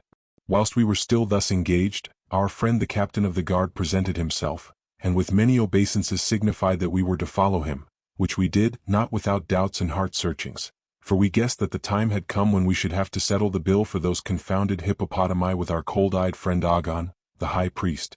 However, there was no help for it, and personally I took great comfort in the promise of the protection of the sister queens, knowing that if ladies have a will they can generally find a way, so off we started as though we liked it. A minute's walk through a passage and an outer court brought us to the great double gates of the palace that open onto the wide highway which runs uphill through the heart of Milosis to the Temple of the Sun a mile away, and thence down the slope on the farther side of the temple to the outer wall of the city. These gates are very large and massive, and an extraordinarily beautiful work in metal.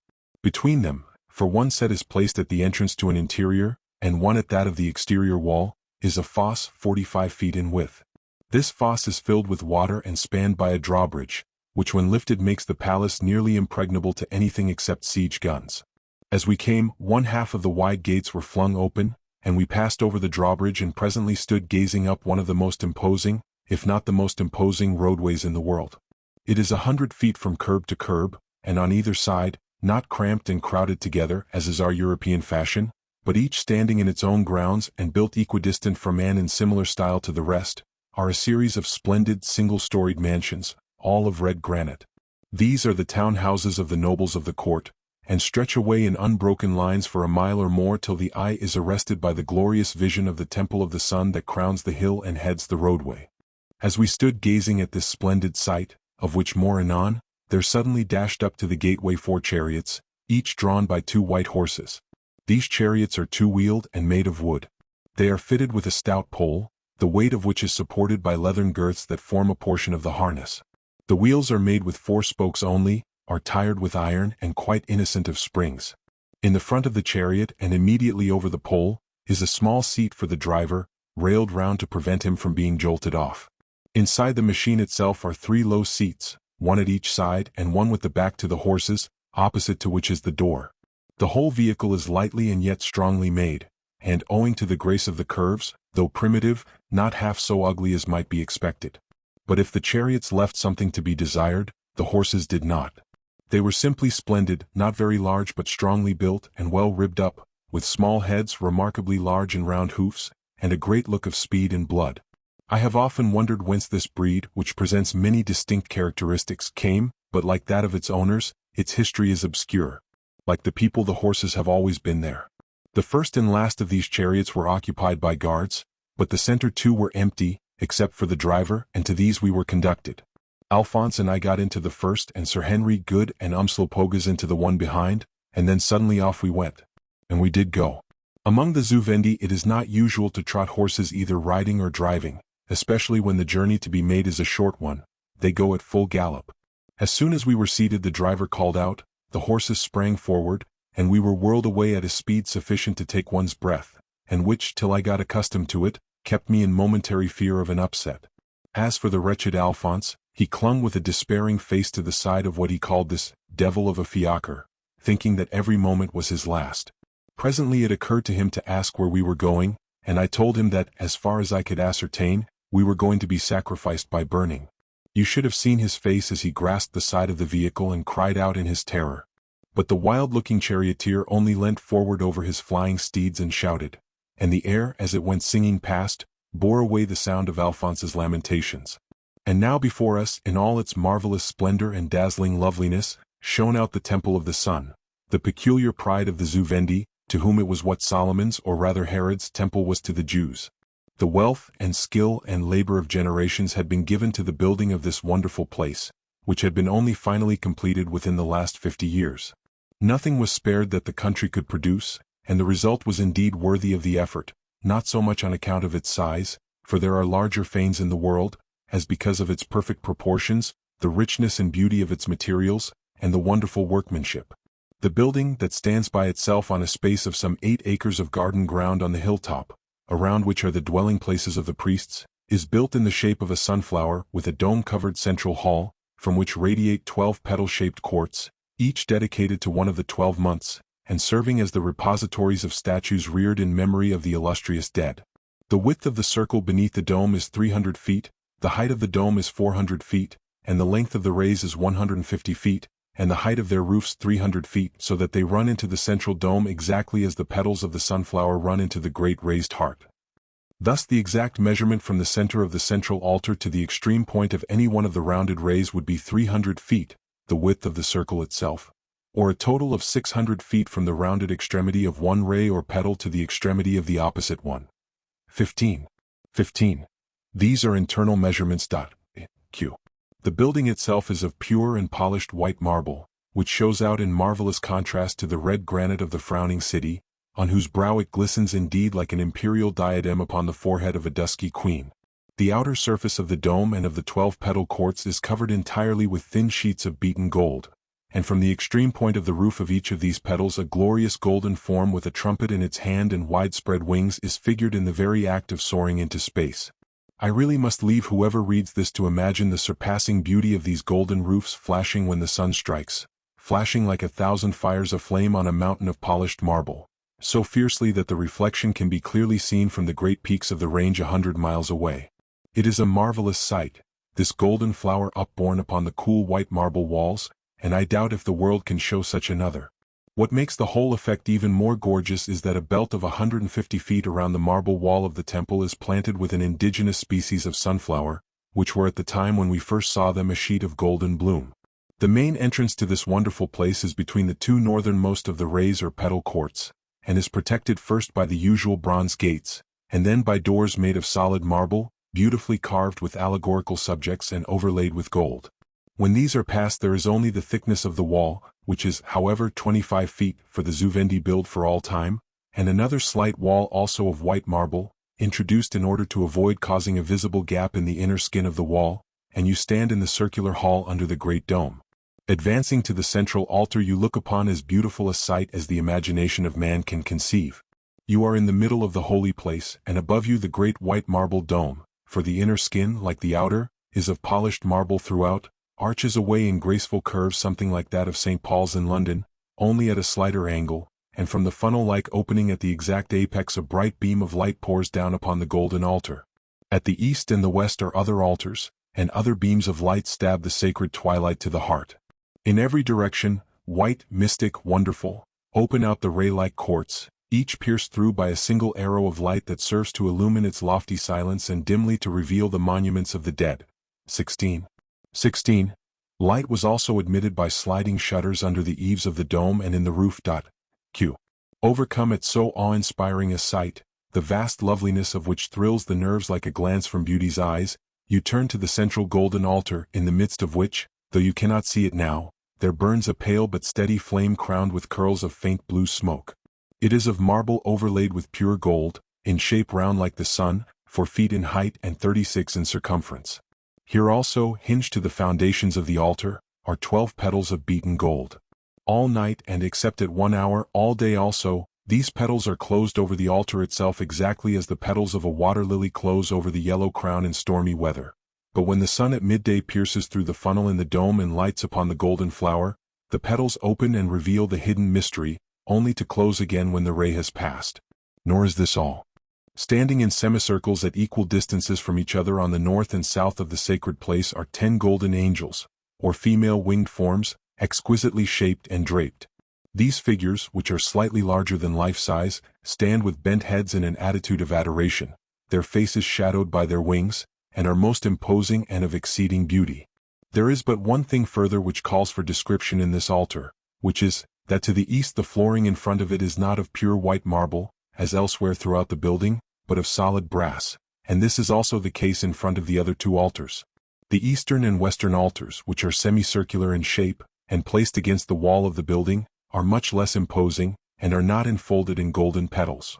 They are, however, also of gold, the sacred fire burns on each, and a golden winged figure stands on either side of them. 2 great golden rays run up the wall behind them, but where the third or middle one should be is an opening in the wall, wide on the outside, but narrow within like a loophole turned inwards. Through the eastern loophole streamed the first beams of the rising sun, and strike right across the circle, touching the folded petals of the great gold flower as they pass till they impinge upon the western altar. In the same way at night the last rays of the sinking sun rest for a while on the eastern altar before they die away into darkness. It is the promise of the dawn to the evening and the evening to the dawn. With the exception of those three altars and the winged figures about them, the whole space beneath the vast white dome is utterly empty and devoid of ornamentation, a circumstance that to my fancy adds greatly to its splendor. Such is a brief description of this wonderful and lovely building, to the glories of which, to my mind so much enhanced by their complete simplicity, I only wish I had the power to do justice. But I cannot, so it is useless talking more about it.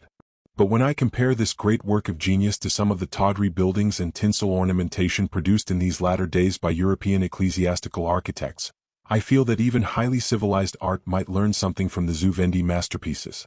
I can only say that the exclamation which sprang to my lips as soon as my eyes first became accustomed to the dim light of that glorious building, and its white and curving beauties, perfect and thrilling as those of a naked goddess, grew upon me one by one, was, well, a dog would feel religious here. It is vulgarly put, but perhaps it conveys my meaning more clearly than any polished utterance.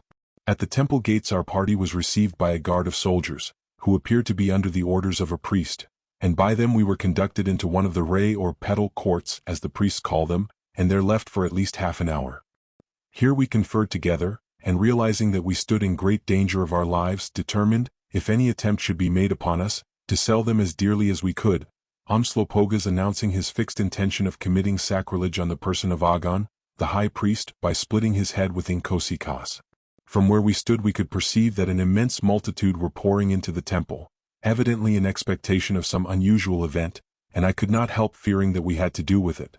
And here I may explain that every day when the sunlight falls upon the central altar and the trumpets sound, a burnt sacrifice is offered to the sun, consisting generally of the carcass of a sheep or ox, or sometimes of fruit or corn.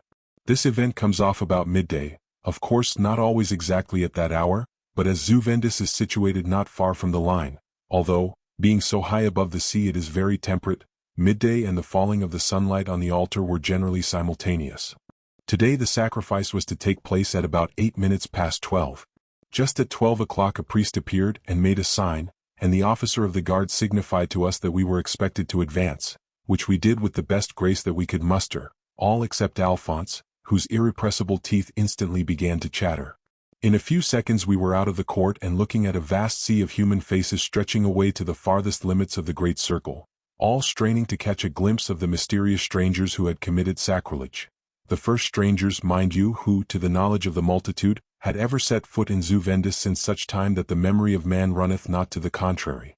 As we appeared there was a murmur through the vast crowd that went echoing away up the great dome, and we saw a visible blush of excitement grow on the thousands of faces, like a pink light on a stretch of pale cloud, and a very curious effect it was. On we passed down a lane cut through the heart of the human mass, till presently we stood upon the brazen patch of flooring to the east of the central altar, and immediately facing it. For some 30 feet around the golden-winged figures the space was roped off, and the multitude stood outside the ropes. Within were a circle of white-robed gold-cinctured priests holding long golden trumpets in their hands, and immediately in front of us was our friend Agon, the high priest, with his curious cap upon his head.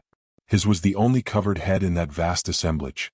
We took our stand upon the brazen space, little knowing what was prepared for us beneath, but I noticed a curious hissing sound proceeding apparently from the floor for which I could not account. Then came a pause and I looked around to see if there was any sign of the two queens, Nyleptha and Sorais, but they were not there. To the right of us, however, was a bare space that I guessed was reserved for them. We waited, and presently a far-off trumpet blew, apparently high up in the dome. Then came another murmur from the multitude, and up a long lane, leading to the open space to our right, we saw the two queens walking side by side. Behind them were some nobles of the court, among whom I recognized the great Lord Nasta, and behind them again a body of about 50 guards. These last I was very glad to see. Presently they had all arrived and taken their stand, the two queens in the front, the nobles to the right and left, and the guards in a double semicircle behind them. Then came another silence, and Nyleptha looked up and caught my eye. It seemed to me that there was meaning in her glance, and I watched it narrowly. From my eye it traveled down to the brazen flooring, on the outer edge of which we stood. Then followed a slight and almost imperceptible sidelong movement of the head. I did not understand it, and it was repeated. Then I guessed that she meant us to move back off the brazen floor. One more glance and I was sure of it. There was danger in standing on the floor. Sir Henry was placed on one side of me, Umslopogaas on the other. Keeping my eyes fixed straight before me, I whispered to them, first in Zulu and then in English, to draw slowly back inch by inch till half their feet were resting on the marble flooring where the brass ceased. Sir Henry whispered on to Good and Alphonse, and slowly, very very slowly, we shifted backwards. So slowly that nobody except Nyleptha and Sorais, who saw everything, seemed to notice the movement. Then I glanced again at Nyleptha, and saw that, by an almost imperceptible nod, she indicated approval. All the while Agan's eyes were fixed upon the altar before him, apparently in an ecstasy of contemplation, and mine were fixed upon the small of his back in another sort of ecstasy. Suddenly he flung up his long arm, and in a solemn and resounding voice commenced a chant, of which for convenience sake I append a very rough translation here, though of course, I did not then comprehend its meaning. It was an invocation to the sun, and ran somewhat as follows. There is silence upon the face of the earth and the waters thereof. Yea, the silence doth brood on the waters like a nesting bird. The silence sleepeth also upon the bosom of the profound darkness. Only high up in the great spaces star doth speak unto star. The earth is faint with longing and wet with the tears of her desire. The star-girdled night doth embrace her, but she is not comforted. She lies enshrouded in mists like a corpse in the grave clothes, and stretches her pale hands to the east. Oh, away in the farthest east there is the shadow of a light. The earth seeth and lifts herself. She looks out from beneath the hollow of her hand. Then thy great angels fly forth from the holy place, O sun. They shoot their fiery swords into the darkness and shrivel it up. They climb the heavens and cast down the pale stars from their thrones. Yea, they hurl the changeful stars back into the womb of the night. They cause the moon to become one as the face of a dying man. And behold, thy glory comes, O sun. O thou beautiful one, thou drapest thyself in fire. The wide heavens are thy pathway, thou rollest o'er them as a chariot. The earth is thy bride. Thou dost embrace her and she brings forth children. Yea, thou favorest her and she yields her increase. Thou art the All-Father and the giver of life, O sun. The young children stretch out their hands and grow in thy brightness. The old men creep forth and seeing remember their strength. Only the dead forget thee, O sun. When thou art wroth then thou dost hide thy face. Thou drawest around thee a thick curtain of shadows. Then the earth grows cold and the heavens are dismayed. They tremble and the sound thereof is the sound of thunder. They weep and their tears are outpoured in the rain. They sigh and the wild winds are the voice of their sighing. The flowers die, the fruitful fields languish and turn pale. The old men and the little children go unto their appointed place. When thou withdrawest thy light, O sun, say what art thou, O thou matchless splendor? Who set thee on high, O thou flaming terror? When didst thou begin, and when is the day of thy ending? Thou art the raiment of the living spirit. 17. None did place thee on high, for thou wast the beginning. Thou shalt not be ended when thy children are forgotten. Nay, thou shalt never end, for thy hours are eternal. Thou sittest on high within thy golden house and measurest out the centuries. O Father of life! O dark dispelling sun! 17. This line is interesting as being one of the few allusions to be found in the Zuvendi ritual to a vague divine essence independent of the material splendor of the orb they worship. Taya. The word used here has a very indeterminate meaning and signifies essence, vital principle, spirit, or even God. He ceased this solemn chant, which, though it seems a poor enough thing after going through my mill, is really beautiful and impressive in the original. And then, after a moment's pause, he glanced up towards the funnel-sloped opening in the dome and added, O sun, descend upon thine altar. As he spoke, a wonderful and a beautiful thing happened. Down from on high flashed a splendid living ray of light, cleaving the twilight like a sword of fire. Full upon the closed petals it fell and ran shimmering down their golden sides, and then the glorious flower opened as though beneath the bright influence. Slowly it opened, and as the great petals fell wide and revealed the golden altar on which the fire ever burns, the priests blew a blast upon the trumpets, and from all the people there rose a shout of praise that beat against the domed roof and came echoing down the marble walls. And now the flower altar was open, and the sunlight fell full upon the tongue of sacred flame and beat it down, so that it wavered, sank, and vanished into the hollow recesses whence it rose. As it vanished, the mellow notes of the trumpets rolled out once more.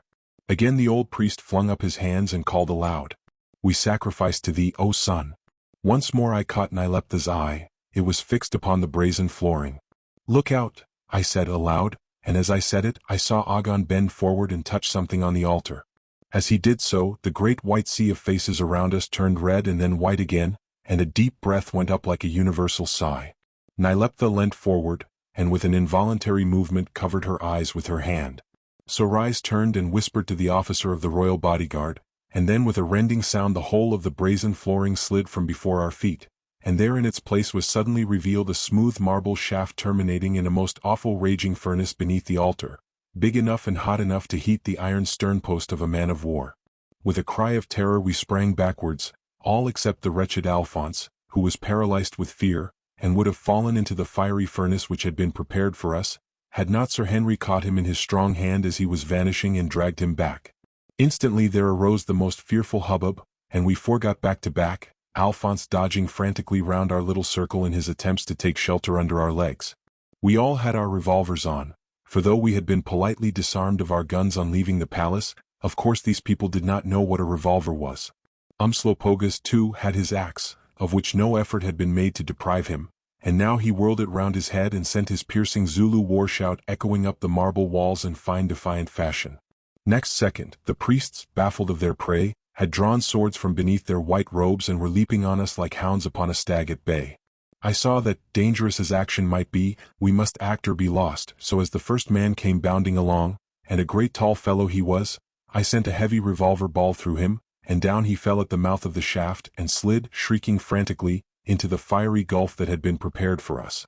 Whether it was his cries or the, to them, awful sound and effect of the pistol shot, or what, I know not, but the other priests halted, paralyzed and dismayed, and before they could come on again Sorais had called out something, and we, together with the two queens and most of the courtiers, were being surrounded with a wall of armed men.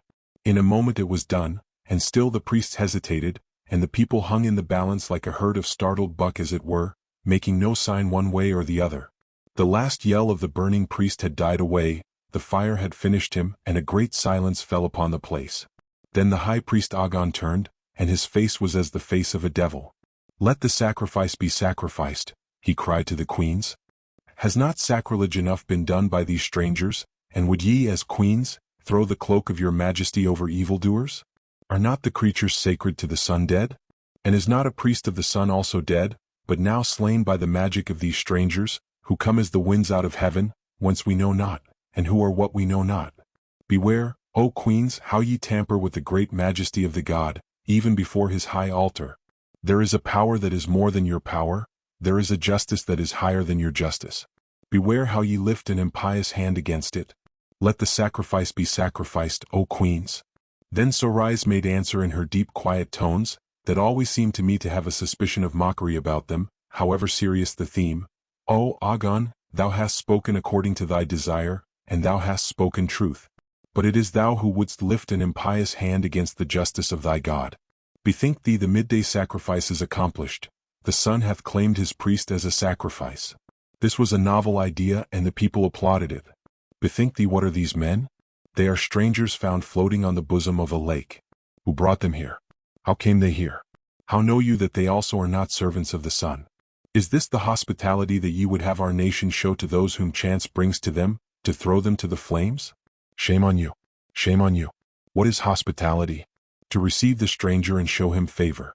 To bind up his wounds and find a pillow for his head and food for him to eat. But thy pillow is the fiery furnace, and thy food the hot savor of the flame. Shame on thee, I say."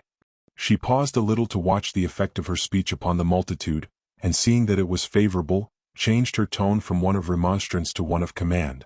"Oh, place there," she cried, "place, I say, make way for the queens and those whom the queens cover with their mantle."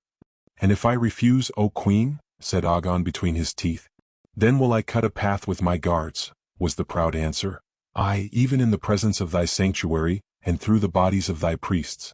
Agon turned livid with baffled fury. He glanced at the people as though meditating an appeal to them, but saw clearly that their sympathies were all the other way. The Zuvendi are a very curious and sociable people, and great as was their sense of the enormity that we had committed in shooting the sacred hippopotami, they did not like the idea of the only real live strangers they had seen or heard of being consigned to a fiery furnace. thereby putting an end forever to their chance of extracting knowledge and information from and gossiping about us. Agon saw this and hesitated, and then for the first time Nyleptha spoke in her soft sweet voice. "Bethink thee, Agon," she said, "as my sister queen has said, these men may also be servants of the sun. For themselves they cannot speak, for their tongues are tied. Let the matter be adjourned till such time as they have learnt our language. Who can be condemned without a hearing? When these men can plead for themselves, then it will be time to put them to the proof." Here was a clever loophole of escape, and the vindictive old priest took it little as he liked it. "So be it, O queens," he said. "Let the men go in peace, and when they have learnt our tongue then let them speak. And I, even I, will make humble supplication at the altar lest pestilence fall on the land by cause of the sacrilege." These words were received with a murmur of applause, and in another minute we were marching out of the temple surrounded by the royal guards. But it was not till long afterwards that we learnt the exact substance of what had passed, and how hardly our lives had been wrung out of the cruel grip of the Zu-Vendi priesthood, in the face of which even the queens were practically powerless. Had it not been for their strenuous efforts to protect us, we should have been slain even before we set foot in the Temple of the Sun. The attempt to drop us bodily into the fiery pit as an offering was a last artifice to attain this end when several others quite unsuspected by us had already failed. Chapter 15. Sarai's Song. After our escape from Agon and his pious crew, we returned to our quarters in the palace and had a very good time. The two queens, the nobles and the people vied with each other in doing us honor and showering gifts upon us. As for that painful little incident of the hippopotami, it sank into oblivion, where we were quite content to leave it. Every day deputations and individuals waited on us to examine our guns and clothing, our chain shirts, and our instruments, especially our watches, with which they were much delighted. In short, we became quite the rage, so much so that some of the fashionable young swells among the Zu-Vendi began to copy the cut of some of our clothes, notably Sir Henry's shooting jacket. One day, indeed, a deputation waited on us and, as usual, Good donned his full-dress uniform for the occasion. This deputation seemed somehow to be a different class to those who generally came to visit us. They were little insignificant men of an excessively polite, not to say servile, demeanor, and their attention appeared to be chiefly taken up with observing the details of Good's full-dress uniform, of which they took copious notes and measurements.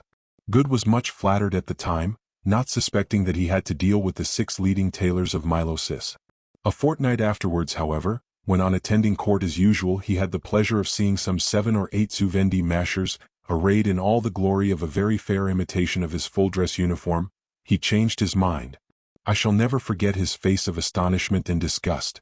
It was after this, chiefly to avoid remark, and also because our clothes were wearing out and had to be saved up, that we resolved to adopt the native dress, and a very comfortable one we found it, though I am bound to say that I looked sufficiently ridiculous in it. And as for Alphonse, only Umslopogaas would have none of these things. When his mucha was worn out, the fierce old Zulu made him a new one, and went about unconcerned, as grim and naked as his own battle-axe. Meanwhile we pursued our study of the language steadily and made very good progress. On the morning following our adventure in the temple, 3 grave and reverend seniors presented themselves armed with manuscript books, inkhorns and feather pens, and indicated that they had been sent to teach us. So, with the exception of Umslopogaas, we all buckled to with a will, doing 4 hours a day. As for Umslopogaas, he would have none of that either. He did not wish to learn that woman's talk, not he, and when one of the teachers advanced on him with a book and an inkhorn and waved them before him in a mild persuasive way, much as a churchwarden invitingly shakes the offertory bag under the nose of a rich but niggardly parishioner, he sprang up with a fierce oath and flashed Inkosikaas before the eyes of our learned friend, and there was an end of the attempt to teach him Zu-Vendi. Thus we spent our mornings in useful occupation which grew more and more interesting as we proceeded, and the afternoons were given up to recreation. Sometimes we made trips, notably one to the gold mines and another to the marble quarries, both of which I wish I had space and time to describe, and sometimes we went out hunting buck with dogs trained for that purpose, and a very exciting sport it is, as the country is full of agricultural enclosures and our horses were magnificent. This is not to be wondered at, seeing that the royal stables were at our command, in addition to which we had 4 splendid saddle horses given to us by Nyleptha. Sometimes, again, we went hawking, a pastime that is in great favor among the Zu-Vendi, who generally fly their birds at a species of partridge which is remarkable for the swiftness and strength of its flight. When attacked by the hawk, this bird appears to lose its head, and instead of seeking cover, flies high into the sky, thus offering wonderful sport. I have seen one of these partridges soar up almost out of sight when followed by the hawk. Still better sport is offered by a variety of solitary snipe as big as a small woodcock, which is plentiful in this country, and which is flown at with a very small, agile and highly trained hawk with an almost red tail. The zigzagging of the great snipe and the lightning rapidity of the flight and movements of the red-tailed hawk make the pastime a delightful one. Another variety of the same amusement is the hunting of a very small species of antelope with trained eagles, and it certainly is a marvelous sight to see the great bird soar and soar till he is nothing but a black speck in the sunlight, and then suddenly come dashing down like a cannonball upon some cowering buck that is hidden in a patch of grass from everything but that piercing eye. Still finer is the spectacle when the eagle takes the buck running. On other days we would pay visits to the country seats at some of the great lords' beautiful fortified places, and the villages clustering beneath their walls. Here we saw vineyards and cornfields and well-kept park-like grounds, with such timber in them as filled me with delight, for I do love a good tree. There it stands so strong and sturdy, and yet so beautiful, a very type of the best sort of man. How proudly it lifts its bare head to the winter storms, and with what a full heart it rejoices when the spring has come again. How grand its voice is, too, when it talks with the wind. 1,000 Aeolian harps cannot equal the beauty of the sighing of a great tree in leaf. All day it points to the sunshine and all night to the stars, and thus passionless and yet full of life, it endures through the centuries, come storm, come shine, drawing its sustenance from the cool bosom of its mother earth, and as the slow years roll by, learning the great mysteries of growth and of decay. And so on and on through generations, outliving individuals, customs, dynasties, all save the landscape it adorns and human nature, till the appointed day when the wind wins the long battle and rejoices over a reclaimed space, or decay puts the last stroke to his fungus-fingered work. One should always think twice before one cuts down a tree. In the evenings it was customary for Sir Henry Good and myself to dine, or rather sup, with their majesties, not every night indeed, but about 3 or 4 times a week, whenever they had not much company, or the affairs of state would allow of it. And I am bound to say that those little suppers were quite the most charming things of their sort that I ever had to do with. How true is the saying that the very highest in rank are always the most simple and kindly. It is from your half-and-half sort of people that you get pomposity and vulgarity, the difference between the two being very much what one sees every day in England between the old out-at-elbows, broken-down county family, and the overbearing, purse-proud people who come and take the place. I really think that Nyleptha's greatest charm is her sweet simplicity, and her kindly genuine interest even in little things. She is the simplest woman I ever knew, and where her passions are not involved, one of the sweetest, but she can look queenly enough when she likes, and be as fierce as any savage too. For instance, never shall I forget that scene when I for the first time was sure that she was really in love with Curtis. It came about in this way, all through Good's weakness for ladies' society. When we had been employed for some 3 months in learning Zuvendi, it struck Master Good that he was getting rather tired of the old gentleman who did us the honor to lead us in the way that we should go, so he proceeded, without saying a word to anybody else, to inform them that it was a peculiar fact, but that we could not make any real progress in the deeper intricacies of a foreign language unless we were taught by ladies. Young ladies, he was careful to explain. In his own country, he pointed out, it was habitual to choose the very best-looking and most charming girls who could be found to instruct any strangers who happened to come that way, etc. All of this the old gentleman swallowed open-mouthed. There was, they admitted, reason in what he said, since the contemplation of the beautiful, as their philosophy taught, induced a certain porosity of mind similar to that produced upon the physical body by the healthful influences of sun and air. Consequently, it was probable that we might absorb the Zuvendi tongue a little faster if suitable teachers could be found. Another thing was that, as the female sex was naturally loquacious, good practice would be gained in the viva voce department of our studies. To all of this Good gravely assented, and the learned gentleman departed, assuring him that their orders were to fall in with our wishes in every way, and that, if possible, our views should be met. Imagine, therefore, the surprise and disgust of myself and I trust and believe Sir Henry, when, on entering the room where we were accustomed to carry on our studies the following morning, we found, instead of our usual venerable tutors, 3 of the best-looking young women whom Milosis could produce, and that is saying a good deal, who blushed and smiled and curtsied, and gave us to understand that they were there to carry on our instruction. Then Good, as we gazed at one another in bewilderment, thought fit to explain, saying that it had slipped his memory before, but the old gentleman had told him, on the previous evening, that it was absolutely necessary that our further education should be carried on by the other sex. I was overwhelmed, and appealed to Sir Henry for advice in such a crisis. Well, he said, You see the ladies are here, ain't they? If we sent them away, don't you think it might hurt their feelings, eh? One doesn't like to be rough, you see, and they look regular blues, don't they, eh? By this time Good had already begun his lessons with the handsomest of the three, and so with a sigh I yielded. That day everything went very well. The young ladies were certainly very clever, and they only smiled when we blundered. I never saw Good so attentive to his books before, and even Sir Henry appeared to tackle Zuvendi with a renewed zest. Ah, thought I, will it always be thus? Next day we were much more lively. Our work was pleasingly interspersed with questions about our native country, what the ladies were like there, etc., all of which we answered as best as we could in Zuvendi, and I heard Good assuring his teacher that her loveliness was to the beauties of Europe as the sun to the moon, to which she replied with a little toss of the head, that she was a plain teaching woman and nothing else, and that it was not kind to deceive a poor girl so. Then we had a little singing that was really charming, so natural and unaffected. The Zuvendi love songs are most touching. On the third day we were all quite intimate.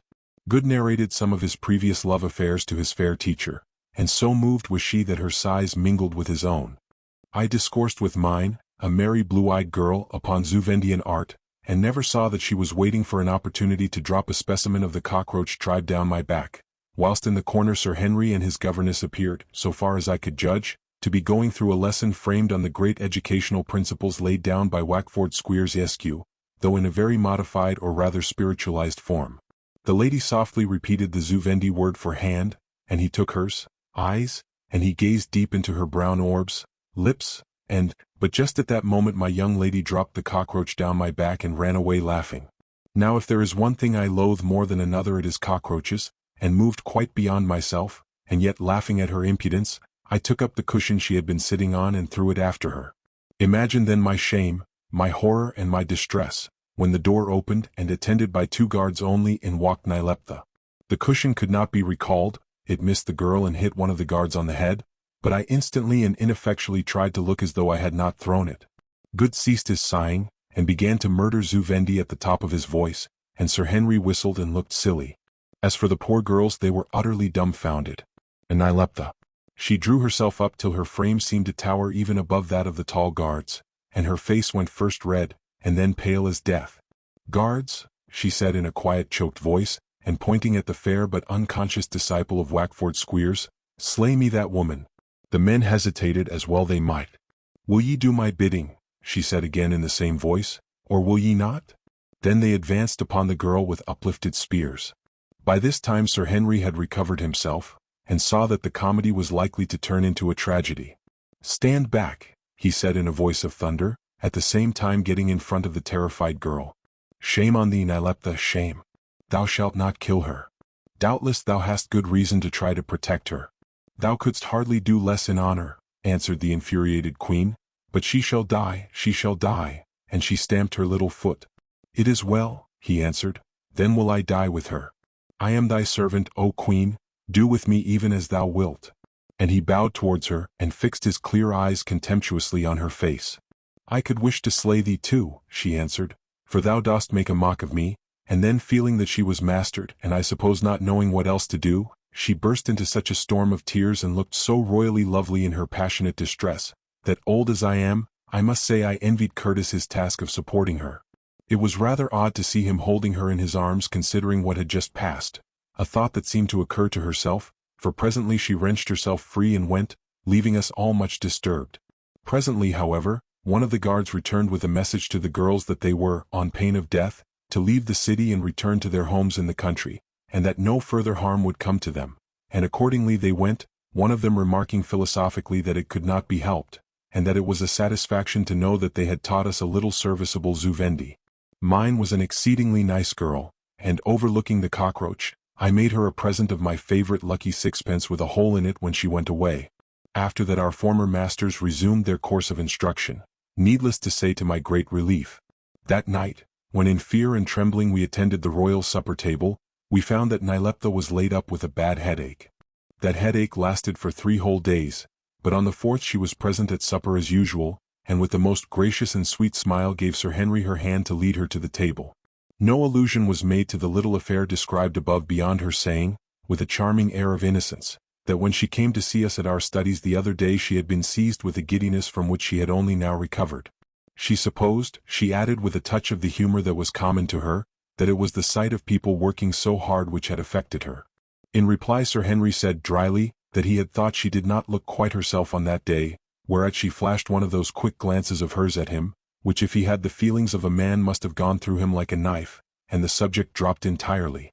Indeed, after supper was over Nyleptha condescended to put us through an examination to see what we had learnt, and to express herself well satisfied with the results. Indeed, she proceeded to give us, especially Sir Henry, a lesson on her own account, and very interesting we found it. And all the while that we talked, or rather tried to talk and laughed, Sorais would sit there in her carven ivory chair, and look at us and read us all like a book, only from time to time saying a few words, and smiling that quick ominous smile of hers which was more like a flash of summer lightning on a dark cloud than anything else. And as near to her as he dared would sit good, worshipping through his eyeglass, for he really was getting seriously devoted to this somber beauty, of whom, speaking personally, I felt terribly afraid. I watched her keenly, and soon I found out that for all her apparent impassibility she was at heart bitterly jealous of Nyleptha. Another thing I found out, and the discovery filled me with dismay, and that was, that she also was growing devoted to Sir Henry Curtis.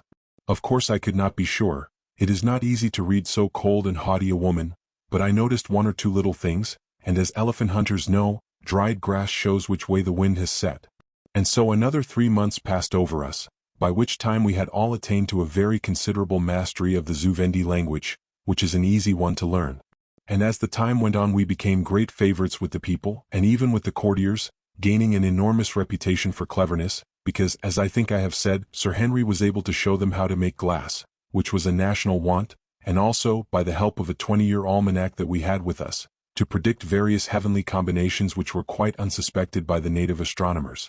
We even succeeded in demonstrating the principle of the steam engine to a gathering of the learned men, who were filled with amazement, and several other things of the same sort we did. And so it came about that the people made up their minds that we must on no account be allowed to go out of the country, which indeed was an apparent impossibility even if we had wished it, and we were advanced to great honor and made officers to the bodyguards of the sister queens while permanent quarters were assigned to us in the palace, and our opinion was asked upon questions of national policy. But blue as the sky seemed, there was a cloud, and a big one, on the horizon. We had indeed heard no more of those confounded hippopotami, but it is not on that account to be supposed that our sacrilege was forgotten, or the enmity of the great and powerful priesthood headed by Haggard appeased.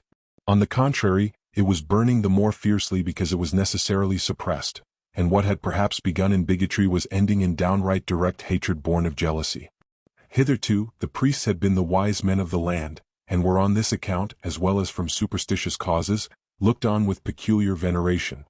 But our arrival, with our outlandish wisdom and our strange inventions and hints of unimagined things, dealt a serious blow to this state of affairs, and, among the educated Zuvendi, went far towards destroying the priestly prestige. A still worse affront to them, however, was the favor with which we were regarded, and the trust that was reposed in us. All these things tended to make us excessively obnoxious to the great sacerdotal clan, the most powerful because the most united faction in the kingdom. Another source of imminent danger to us was the rising envy of some of the great lords headed by Nasta, whose antagonism to us had at best been but thinly veiled, and which now threatened to break out into open flame.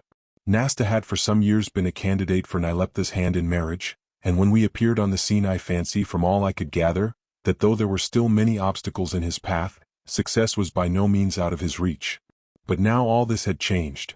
The coy Nyleptha smiled no more in his direction, and he was not slow to guess the cause. Infuriated and alarmed, he turned his attention to Sorais, only to find that he might as well try to woo a mountainside. With a bitter jest or two about his fickleness, that door was closed on him forever. So Nasta bethought himself of the 30,000 wild swordsmen who would pour down at his bidding through the northern mountain passes, and no doubt vowed to adorn the gates of Milosis with our heads.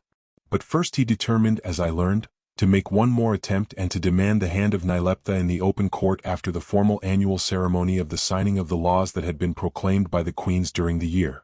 Of this astounding fact Nyleptha heard with simulated nonchalance, and with a little trembling of the voice herself informed us of it as we sat at supper on the night preceding the great ceremony of the law-giving. Sir Henry bit his lip, and do what he could to prevent it plainly showed his agitation. "And what answer will the queen be pleased to give to the great lord?" asked I, in a jesting manner. "Answer, Macumazahn, for we had elected to pass by our Zulu names in Zuvendis, she said, with a pretty shrug of her ivory shoulder. Nay, I know not. What is a poor woman to do, when the wooer has 30,000 swords wherewith to urge his love? And from under her long lashes she glanced at Curtis. Just then we rose from the table to adjourn into another room. Quatermain, a word, quick, said Sir Henry to me. Listen.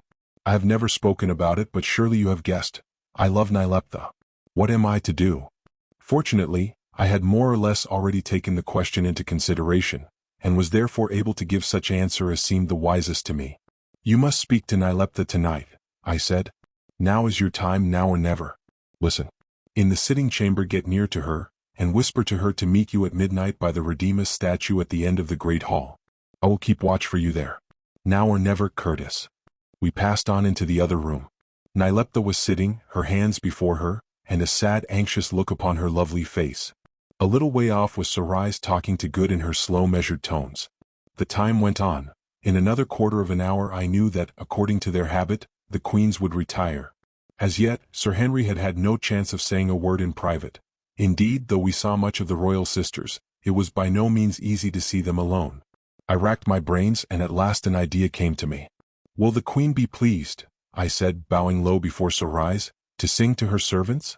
Our hearts are heavy this night. Sing to us, O Lady of the Night, Sarais' favorite name among the people. My songs, Macumazahn, are not such as to lighten the heavy heart, yet will I sing if it pleases thee, she answered, and she rose and went a few paces to a table whereon lay an instrument not unlike a zither, and struck a few wandering chords. Then suddenly, like the notes of some deep-throated bird, her rounded voice rang out in songs so wildly sweet, and yet with so eerie and sad a refrain, that it made the very blood stand still. Up soared the golden notes that seemed to melt far away, and then to grow again and travel on, laden with all the sorrow of the world and all the despair of the lost. It was a marvelous song, but I had not time to listen to it properly. However, I got the words of it afterwards, and here is a translation of its burden so far as it admits of being translated at all. Sarais' song. As a desolate bird that through darkness its lost way is winging, as a hand that is helplessly raised when death's sickle is swinging, so is life. I, the life that lends passion and breath to my singing. As the nightingale's song that is full of a sweetness unspoken. As a spirit unbarring the gates of the skies for a token, so is love. I, the love that shall fall when his pinion is broken. As the tramp of the legions when trumpets their challenge are sending. As the shout of the storm god when lightnings the black sky are rending, so is power. I, the power that shall lie in the dust at its ending. So short is our life, yet with space for all things to forsake us. A bitter delusion, a dream from which naught can awake us, till death's dogging footsteps at morn or at eve shall o'ertake us. Refrain. Oh, the world is fair at the dawning, dawning, dawning, but the red sun sinks in blood, the red sun sinks in blood. I only wish that I could write down the music too. Now, Curtis, now, I whispered when she began the second verse and turned my back. Nyleptha, he said, for my nerves were so much on the stretch that I could hear every word, low as it was spoken, even through Sarais' divine notes. Nyleptha, I must speak with thee this night, upon my life I must. Say me not nay, oh, say me not nay. How can I speak with thee? She answered, looking fixedly before her. Queens are not like other people. I am surrounded and watched. Listen, Nyleptha, thus. I will be before the statue of Redeemer's in the great hall at midnight. I have the countersign and can pass in. Macumazahn will be there to keep guard, and with him the Zulu. Oh, come, my queen, deny me not. It is not seemly, she murmured. And tomorrow? Just then the music began to die in the last wail of the refrain, and Sarais slowly turned her round. I will be there, said Nyleptha hurriedly, on thy life see that thou fail me not. Chapter 16. Before the statue. It was night, dead night, and the silence lay on the frowning city like a cloud. Secretly, as evildoers, Sir Henry Curtis, Umslopogaas, and myself threaded our way through the passages towards a by-entrance to the great throne chamber. Once we were met by the fierce rattling challenge of the sentry. I gave the countersign, and the man grounded his spear and let us pass. Also we were officers of the Queen's bodyguard, and in that capacity had a right to come and go unquestioned. We gained the hall in safety. So empty and so still was it, that even when we had passed the sound of our footsteps yet echoed up the lofty walls, vibrating faintly and still more faintly against the carven roof, like ghosts of the footsteps of dead men haunting the place that once they trod. It was an eerie spot and it oppressed me. The moon was full, and threw great pencils and patches of light through the high windowless openings in the walls, that lay pure and beautiful upon the blackness of the marble floor, like white flowers on a coffin. One of these silver arrows fell upon the statue of the sleeping Redeemus, and of the angel form bent over him, illumining it, and a small circle round it, with a soft clear light, reminding me of that with which Catholics illumine the altars of their cathedrals. Here by the statue we took our stand and waited. Sir Henry and I close together, Umslopogaas some paces off in the darkness so that I could only just make out his towering outline leaning on the outline of an axe. So long did we wait that I almost fell asleep resting against the cold marble, but was suddenly aroused by hearing Curtis give a quick catching breath. Then from far away there came a little sound as though the statues that lined the walls were whispering to each other some message of the ages. It was the faint sweep of a lady's dress. Nearer it grew and nearer yet. We could see a figure steal from patch to patch of moonlight, and even hear the soft fall of sandaled feet. Another second and I saw the black silhouette of the old Zulu raise its arm in mute salute, and Nyleptha was before us. Oh, how beautiful she looked as she paused a moment just within the circle of the moonlight. Her hand was pressed upon her heart, and her white bosom heaved beneath it. Round her head a broidered scarf was loosely thrown, partially shadowing the perfect face, and thus rendering it even more lovely, for beauty, dependent as it is to a certain extent upon the imagination, is never so beautiful as when it is half hid. There she stood radiant but half doubting, stately and yet so sweet. It was but a moment, but I then and there fell in love with her myself, and have remained so to this hour, for indeed she looked more like an angel out of heaven than a loving, passionate, mortal woman. Lo, we bowed before her and then she spoke. I have come, she whispered, but it was at great risk. You know not how I am watched. The priests watch me. Sarais watches me with those great eyes of hers. My very guards are spies upon me. Nasta watches me too. Oh, let him be careful, and she stamped her foot. Let him be careful, I am a woman and therefore hard to drive. I am a queen too and can still avenge. Let him be careful, I say, lest in place of giving him my hand I take his head, and she ended the outburst with a little sob, and then smiled up at us bewitchingly and laughed. Thou didst bid me come hither, my lord Incubu, Curtis had taught her to call him so. Doubtless it is about business of the state, for I know that thou art ever full of great ideas and plans for my welfare and my people's. So even as a queen should I have come, though I greatly fear the dark alone. And again she laughed and gave him a glance from her grey eyes. At this point I thought it wise to move a little, since secrets of the state should not be made public property, but she would not let me go far, peremptorily stopping me within 5 yards or so, saying that she feared surprise. So it came to pass that, however unwillingly, I heard all that passed. Thou knowest, Nyleptha, said Sir Henry, that it was for none of these things that I asked thee to meet me at this lonely place. Nyleptha, waste not the time in pleasantry but listen to me, for I love thee. As he said the words I saw her face break up, as it were, and change. The coquetry went out of it, and in its place there shone a great light of love which seemed to glorify it, and make it like that of the marble angel overhead. I could not help thinking that it must have been a touch of prophetic instinct which made the long-dead Redeemer's limn, in the features of the angel of his inspiring vision, so strange a likeness of his own descendant. Sir Henry also must have observed and been struck by the likeness, for, catching the look upon Nyleptha's face, he glanced quickly from it to the moonlit statue, and then back again at his beloved. Thou sayest thou dost love me, she said in a low voice, and thy voice rings true, but how am I to know that thou dost speak the truth? Though, she went on with proud humility, and in the stately third person which is so largely used by the Zuvendi, I be as nothing in the eyes of my lord, and she curtsied towards him, who comes from among a wonderful people to whom my people are but children, yet here am I a queen and a leader of men, and if I would go to battle 100,000 spears shall sparkle in my train like stars glimmering down the path of the bent moon. And although my beauty be a little thing in the eyes of my lord, and she lifted her broidered skirt and curtsied again, yet here among my own people am I held right fair, and ever since I was a woman the great lords of my kingdom have made quarrel concerning me, as though forsooth, she added with a flash of passion, I were a deer to be pulled down by the hungriest wolf, or a horse to be sold to the highest bidder. Let my lord pardon me if I weary my lord, but it hath pleased my lord to say that he loves me, Nyleptha, a queen of the Zuvendi, and therefore would I say that though my love and my hand be not much to my lord, yet to me are they all. Oh, she cried with a sudden and thrilling change of voice and modifying her dignified mode of address. Oh, how can I know that thou lovest but me? How can I know that thou wilt not weary of me and seek thine own place again, leaving me desolate? Who is there to tell me but that thou lovest some other woman, some fair woman unknown to me, but who yet draws breath beneath this same moon that shines on me tonight? Tell me, how am I to know?" And she clasped her hands and stretched them out towards him and looked appealingly into his face. "Nyleptha," answered Sir Henry, adopting the Zuvendi way of speech, "I have told thee that I love thee. How am I to tell thee how much I love thee? Is there then a measure for love? Yet will I try. I say not that I have never looked upon another woman with favor, but this I say, that I love thee with all my life and with all my strength, that I love thee now and shall love thee till I grow cold in death, aye, and as I believe beyond my death, and on forever. I say that thy voice is music to my ear, and thy touch is water to a thirsty land, that when thou art there the world is beautiful, and when I see thee not it is as though the light was dead. O Nyleptha, I will never leave thee. Here and now for thy dear sake I will forget my people and my father's house, yea, I renounce them all. By thy side will I live, Nyleptha, and at thy side will I die."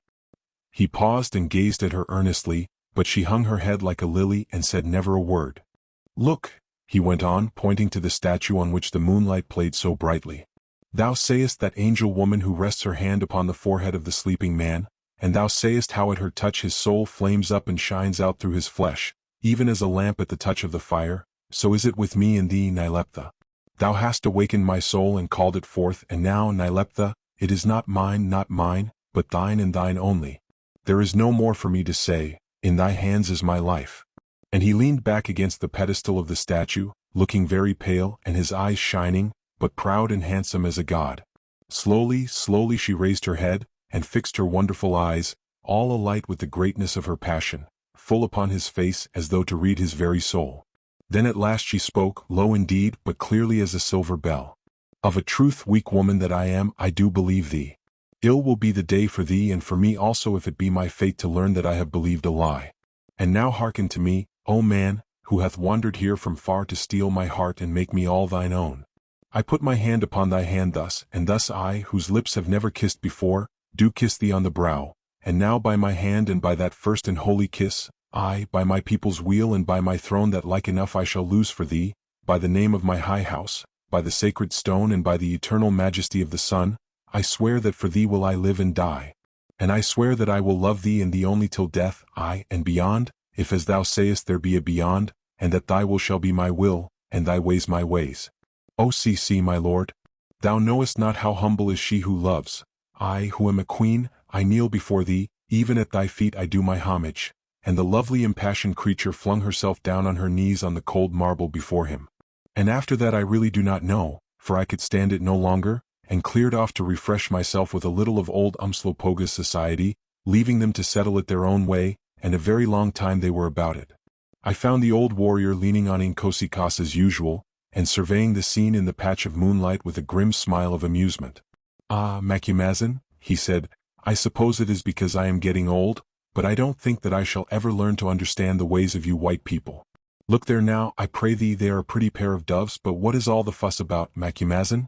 He wants a wife and she wants a husband, then why does he not pay his cows down 18, like a man, and have done with it? It would save a deal of trouble and we should have had our night's sleep. But there they go, talk, and kiss like mad things. Yo. 18. Alluding to the Zulu custom. Q.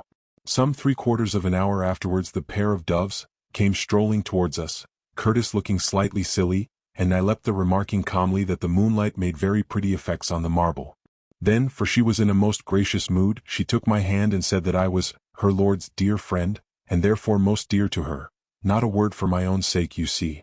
Next she lifted Umslopoga's axe and examined it curiously, saying significantly as she did so that he might soon have cause to use it in defense of her. After that she nodded prettily to us all, and casting a tender glance at her lover, glided off into the darkness like a beautiful vision. When we got back to our quarters, which we did without accident, Curtis asked me jocularly what I was thinking about.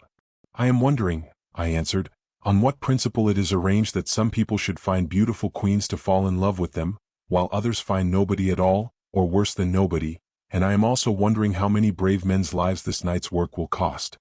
It was rather nasty of me perhaps, but somehow all the feelings do not evaporate with age, and I could not help being a little jealous of my old friend's luck. Vanity, my sons, vanity of vanities. On the following morning, Good was informed of the happy occurrence, and positively rippled with smiles that, originating somewhere about the mouth, slowly traveled up his face like the rings in a duck pond, till they flowed over the brim of his eyeglass and went where sweet smiles go. The fact of the matter, however, was that not only was Good rejoiced about the thing on its own merits but also for personal reasons. He adored Sorais quite as earnestly as Sir Henry adored Nyleptha, and his adoration had not altogether prospered. Indeed, it had seemed to him and to me also that the dark Cleopatra-like queen favored Curtis in her own curious inscrutable way much more than Good. Therefore it was a relief to him to learn that his unconscious rival was permanently and satisfactorily attached in another direction. His face fell a little, however, when he was told that the whole thing was to be kept as secret as the dead, above all from Sorais for the present, inasmuch as the political convulsion which would follow such an announcement at the moment would be altogether too great to face and would very possibly, if prematurely made, shake Nyleptha from her throne.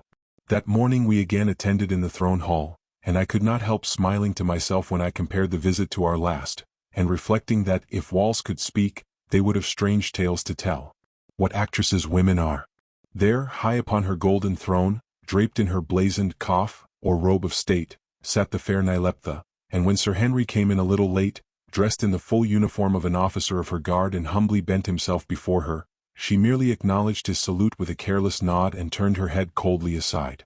It was a very large court, for not only did the signing of the laws attract many outside of those whose duty it was to attend, but also the rumor that Nasta was going to publicly ask the hand of Nyleptha in marriage had gone abroad, with the result that the great hall was crowded to its utmost capacity. There were our friends the priests in force, headed by Agon, who regarded us with a vindictive eye, and a most imposing band they were, with their long white embroidered robes girt with a golden chain from which hung the fish-like scales. There, too, were a number of the lords, each with a band of brilliantly attired attendants, and prominent among them was Nasta, stroking his black beard meditatively and looking unusually pleasant. It was a splendid and impressive sight, especially when the officer, after having read out each law, handed them to the queens to sign, whereon the trumpets blared out and the queen's guard grounded their spears with a crash in salute. This reading and signing of the laws took a long time, but at length it came to an end, the last one reciting that, whereas distinguished strangers, etc., and proceeding to confer on the three of us the rank of lords, together with certain military commands and large estates bestowed by the queen. When it was read the trumpets blared and the spears clashed down as usual, but I saw some of the lords turn and whisper to each other, while Nasta ground his teeth. They did not like the favor that was shown to us, which under all the circumstances was not perhaps unnatural. Then there came a pause, and Nasta stepped forward and bowing humbly, though with no humility in his eye, craved a boon at the hands of the queen Nyleptha. Nyleptha turned a little pale, but bowed graciously, and prayed the well-beloved lord to speak on, whereon in a few straightforward soldier-like words he asked her hand in marriage. Then, before she could find words to answer, the high priest Agon took up the tale, and in a speech of real eloquence and power pointed out the many advantages of the proposed alliance, how it would consolidate the kingdom, for Nasta's dominions, of which he was virtually king, were to Zuvendis much what Scotland used to be to England, how it would gratify the wild mountaineers and be popular among the soldiery, for Nasta was a famous general, how it would set her dynasty firmly on the throne, and would gain the blessing and approval of the son, i.e., of the office of the high priest, and so on. Many of his arguments were undoubtedly valid, and there was, looking at it from a political point of view, everything to be said for the marriage. But unfortunately it is difficult to play the game of politics with the persons of young and lovely queens as though they were ivory effigies of themselves on a chessboard. Nyleptha's face, while Agon spouted away, was a perfect study. She smiled indeed, but beneath the smile it set like a stone, and her eyes began to flash ominously. At last he stopped, and she prepared herself to answer. Before she did so, however, Sorais leant towards her and said in a voice sufficiently loud for me to catch what she said, "Bethink thee well, my sister, ere thou dost speak, for methinks that our thrones may hang upon thy words." Nyleptha made no answer, and with a shrug and a smile Sorais leant back again and listened. "Of a truth a great honor has been done to me," she said, "that my poor hand should not only have been asked in marriage, but that Agon here should be so swift to pronounce the blessing of the sun upon my union. Methinks that in another minute he would have wed us fast ere the bride had said her say. Nasta, I thank thee, and I will bethink me of thy words, but now as yet I have no mind for marriage, that is a cup of which none know the taste until they begin to drink it. Again I thank thee, Nasta," and she made as though she would rise. The great lord's face turned almost as black as his beard with fury, for he knew that the words amounted to a final refusal of his suit. "Thanks be to the queen for her gracious words," he said, restraining himself with difficulty and looking anything but grateful. "My heart shall surely treasure them. And now I crave another boon, namely, the royal leave to withdraw myself to my own poor cities in the north till such time as the queen shall say my suit nay or yea. Mayhap," he added with a sneer, "the queen will be pleased to visit me there, and to bring with her these stranger lords," and he scowled darkly towards us. "It is but a poor country and a rough, but we are a hardy race of mountaineers, and there shall be gathered 30,000 swordsmen to shout a welcome to her." This speech, which was almost a declaration of rebellion, was received in complete silence, but Nyleptha flushed up and answered it with spirit. "Oh, surely, Nasta, I will come, and the strange lords in my train, and for every man of thy mountaineers who calls thee prince, will I bring 2 from the lowlands who call me queen, and we will see which is the staunchest breed. Till then farewell." The trumpets blared out, the queens rose, and the great assembly broke up in murmuring confusion, and for myself I went home with a heavy heart foreseeing civil war. After this there was quiet for a few weeks. Curtis and the queen did not often meet, and exercised the utmost caution not to allow the true relation in which they stood to each other to leak out. But do what they would, rumors as hard to trace as a buzzing fly in a dark room, and yet quite as audible, began to hum round and round, and at last to settle on her throne. Chapter 17. The storm breaks. And now it was that the trouble which at first had been but a cloud as large as a man's hand began to loom very black and big upon our horizon, namely, Sorai's preference for Sir Henry. I saw the storm drawing nearer and nearer, and so, poor fellow, did he. The affection of so lovely and highly placed a woman was not a thing that could in a general way be considered a calamity by any man, but, situated as Curtis was, it was a grievous burden to bear. To begin with, Nyleptha, though altogether charming, was, it must be admitted, of a rather jealous disposition, and was sometimes apt to visit on her lover's head her indignation at the marks of what Alphonse would have called the distinguished consideration with which her royal sister favored him. Then the enforced secrecy of his relation to Nyleptha prevented Curtis from taking some opportunity of putting a stop, or trying to put a stop, to this false condition of affairs, by telling Sorais, in a casual but confidential way, that he was going to marry her sister. A third sting in Sir Henry's honey was that he knew that Good was honestly and sincerely attached to the ominous-looking but most attractive lady of the night. Indeed, poor Bhugwan was wasting himself to a shadow of his fat and jolly self about her, his face getting so thin that his eyeglass would scarcely stick in it, while she, with a sort of careless coquetry, just gave him encouragement enough to keep him going, thinking, no doubt, that he might be useful as a stalking horse. I tried to give him a hint, in as delicate a way as I could, but he flew into a huff and would not listen to me, so I was determined to let ill alone, for fear of making it worse. Poor Good, he really was very ludicrous in his distress and went in for all sorts of absurdities, under the belief that he was advancing his suit.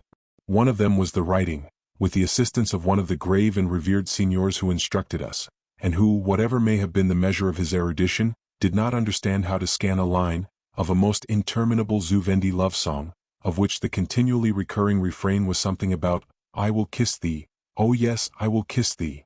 Now among the Zuvendi it is a common and most harmless thing for young men to serenade ladies at night, as I believe they do in the southern countries of Europe, and sing all sorts of nonsensical songs to them. The young men may or may not be serious, but no offense is meant and none is taken, even by ladies of the highest rank, who accept the whole thing as an English girl would a gracefully turned compliment. Availing himself of this custom, Good bethought him that he would serenade Sorais, whose private apartments, together with those of her maidens, were exactly opposite our own, on the further side of a narrow courtyard which divided one section of the great palace from another. Accordingly, having armed himself with a native zither, on which, being an adept with the light guitar, he had easily learned to strum, he proceeded at midnight, the fashionable hour for this sort of caterwauling, to make night hideous with his amorous yells. I was fast asleep when they began, but they soon woke me up, for Good possesses a tremendous voice and has no notion of time, and I ran to my window place to see what was the matter. And there, standing in the full moonlight in the courtyard, I perceived Good, adorned with an enormous ostrich feather head-dress and a flowing silken cloak, which it is the right thing to wear upon these occasions, and shouting out the abominable song which he and the old gentleman had evolved, to a jerky, jingling accompaniment. From the direction of the quarters of the maids of honor came a succession of faint sniggerings, but the apartments of Sorais herself, whom I devoutly pitied if she happened to be there, were silent as the grave. There was absolutely no end to that awful song, with its eternal, "I will kiss thee," and at last neither I nor Sir Henry, whom I had summoned to enjoy the sight, could stand it any longer. So remembering the dear old story, I put my head to the window opening and shouted, "For heaven's sake, good, don't go on talking about it, but kiss her and let's all go to sleep." That choked him off and we had no more serenading. The whole thing formed a laughable incident in a tragic business. How deeply thankful we ought to be that even the most serious matters have generally a silver lining about them in the shape of a joke, if only people could see it. The sense of humor is a very valuable possession in life, and ought to be cultivated in the board schools, especially in Scotland. Well, the more Sir Henry held off the more Sir Rise came on, as is not uncommon in such cases, till at last things got very queer indeed. Evidently she was, by some strange perversity of mind, quite blinded to the true state of the case, and I, for one, greatly dreaded the moment of her awakening. Sir Rise was a dangerous woman to be mixed up with either with or without one's consent. At last the evil moment came as I saw it must come. One fine day, good having gone out hawking, Sir Henry and I were sitting quietly talking over the situation, especially with reference to Sir Rise, when a court messenger arrived with a written note, which we with some difficulty deciphered, and which was to the effect that the Queen Sir Rise commanded the attendance of the Lord Incubu in her private apartments, whither he would be conducted by the bearer. "Oh my word," groaned Sir Henry. "Can't you go instead, old fellow?" "Not if I know it," I said with vigor. "I had rather face a wounded elephant with a shotgun." "Take care of your own business, my boy. If you will be so fascinating you must take the consequences. I would not be in your place for an empire." "You remind me of when I was going to be flogged at school and the other boys came to console me," he said gloomily. "What right has this queen to command my attendance, I should like to know? I won't go." "But you must. You are one of her officers and bound to obey her, and she knows it. And after all it will soon be over." "That's just what they used to say," he said again. "I only hope she won't put a knife into me. I believe that she is quite capable of it." And off he started very faint-heartedly, and no wonder. I sat and waited, and at the end of about 45 minutes he returned, looking a good deal worse than when he went. "Give me something to drink," he said hoarsely. I got him a cup of wine and asked what was the matter. "What is the matter?" "Why, if ever there was trouble, there's trouble now. You know when I left you? Well, I was shown straight into Sir Rise's private chamber, and a wonderful place it is, and there she sat, quite alone, upon a silken couch at the end of the room, playing gently upon that zither of hers. I stood before her, and for a while she took no notice of me, but kept on playing and singing a little, and very sweet music it was. At last she looked up and smiled. "So thou art come," she said. "I thought perchance thou hadst gone about the Queen Nyleptha's business. Thou art ever on her business, and I doubt not a good servant and a true." To this I merely bowed, and said I was there to receive the Queen's word. "Ah yes, I would talk with thee, but be thou seated. It wearies me to look so high," and she made room for me beside her on the couch, placing herself with her back against the end, so as to have a view of my face. "It is not meet," I said, "that I should make myself equal with the Queen." "I said be seated," was her answer, so I sat down, and she began to look at me with those dark eyes of hers. There she sat like an incarnate spirit of beauty, hardly talking at all, and when she did, very low, but all the while looking at me. There was a white flower in her black hair, and I tried to keep my eyes on it and count the petals, but it was of no use. At last, whether it was her gaze or the perfume in her hair or what I do not know, but I almost felt as though I was being mesmerized. At last she roused herself. "Incubu," she said, "lovest thou power?" I replied that I supposed all men loved power of one sort or another. "Thou shalt have it," she said. "Lovest thou wealth?" I said I liked wealth for what it brought. "Thou shalt have it," she said. "And lovest thou beauty?" To this I replied that I was very fond of statuary and architecture, or something silly of that sort, at which she frowned, and there was a pause. By this time my nerves were on such a stretch that I was shaking like a leaf. I knew that something awful was going to happen, but she held me under a kind of spell and I could not help myself. "Incubu," she said at length, "wouldst thou be a king? Listen, wouldst thou be a king? Behold, stranger, I am minded to make thee king of all Zuvendis, I and husband of Sir Rise of the Night. Nay, peace and hear me. To no man among my people had I thus opened out my secret heart, but thou art an outlander and therefore I speak without shame, knowing all I have to offer and how hard it had been thee to ask. See, a crown lies at thy feet, my lord Incubu, and with that fortune a woman whom some have wished to woo. Now mayst thou answer, O my chosen, and soft shall thy words fall upon mine ears. O Sorais, I said, I pray thee speak not thus. You see I had not time to pick and choose my words, for this thing cannot be. I am betrothed to thy sister Nyleptha, O Sorais, and I love her and her alone. Next moment it struck me that I had said an awful thing, and I looked up to see the results. When I spoke, Sorais' face was hidden in her hands, and as my words reached her she slowly raised it, and I shrank back dismayed. It was ashy white, and her eyes were flaming.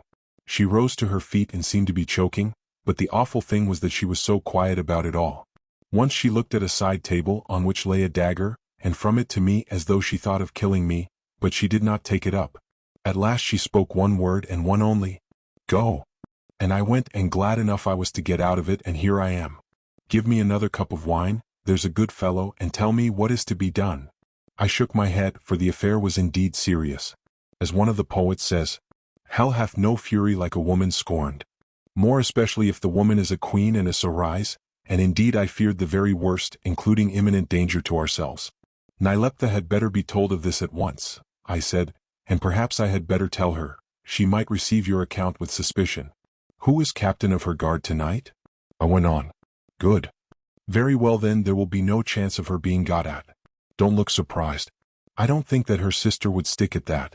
I suppose one must tell good of what has happened. Oh, I don't know, said Sir Henry. It would hurt his feelings, poor fellow. You see, he takes a lively personal interest in Sorais. That's true, and after all, perhaps there is no need to tell him.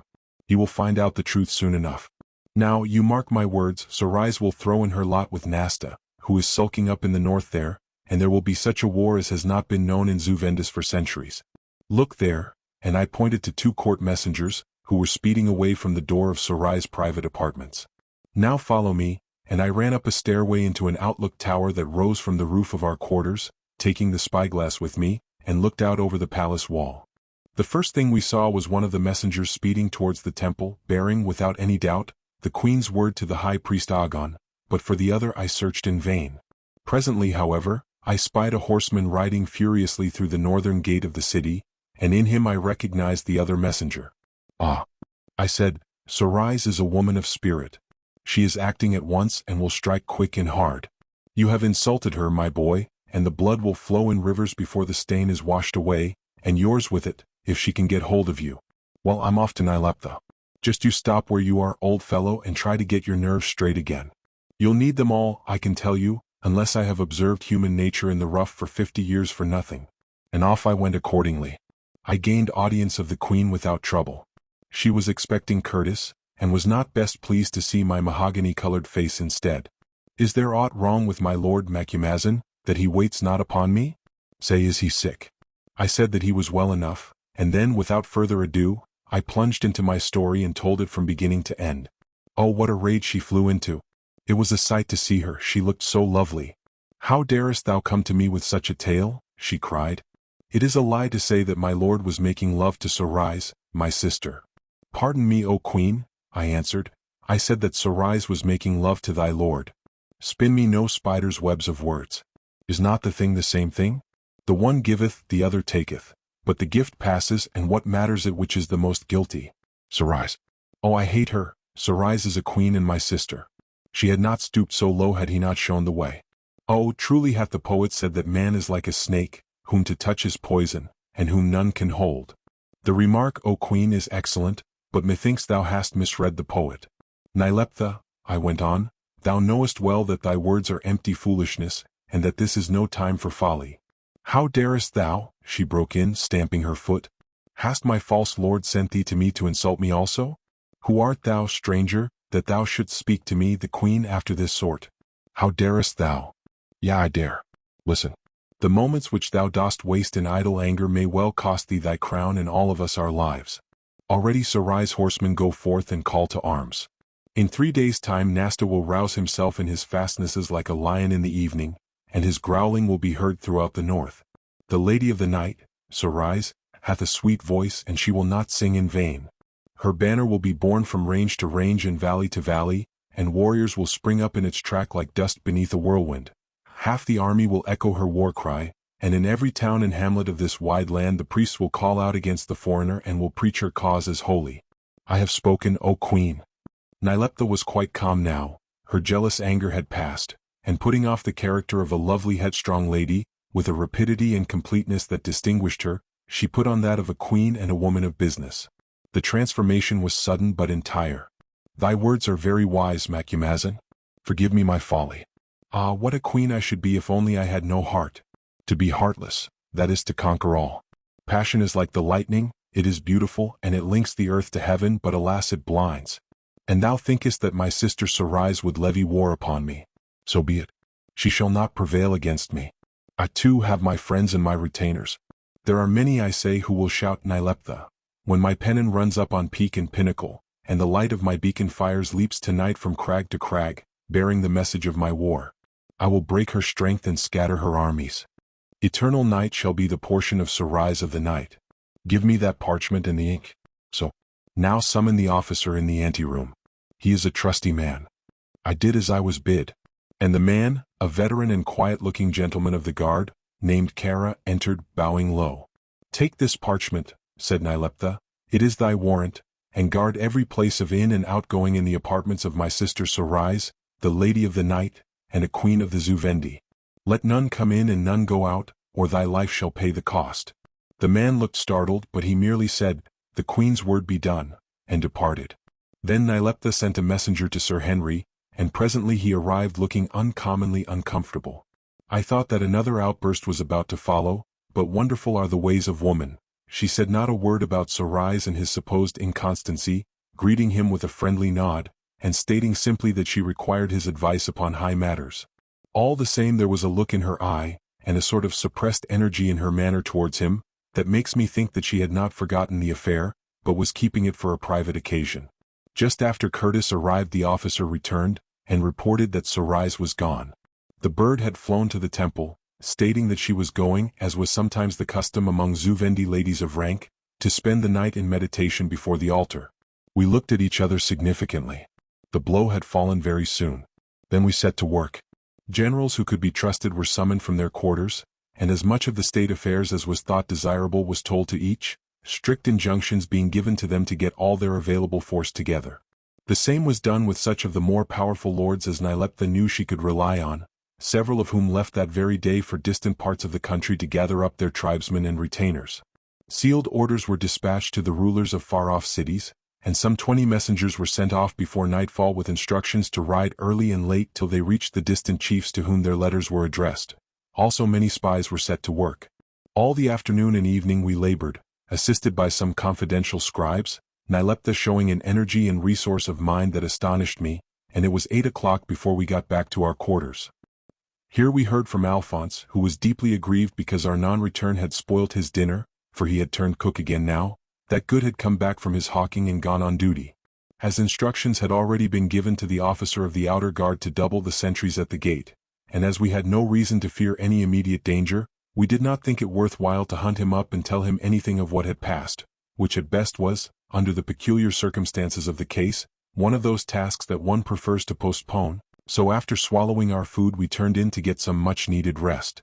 Before we did so, however, it occurred to Curtis to tell old Umslopogaas to keep a lookout in the neighborhood of Nyleptha's private apartments. Umslopogaas was now well known about the place, and by the Queen's order allowed to pass whither he would by the guards, a permission of which he often availed himself by roaming about the palace during the still hours in a nocturnal fashion that he favored, and which is by no means uncommon amongst black men generally. His presence in the corridors would not, therefore, be likely to excite remark. Without any comment the Zulu took up his axe and departed, and we also departed to bed. I seemed to have been asleep but a few minutes when I was awakened by a peculiar sensation of uneasiness.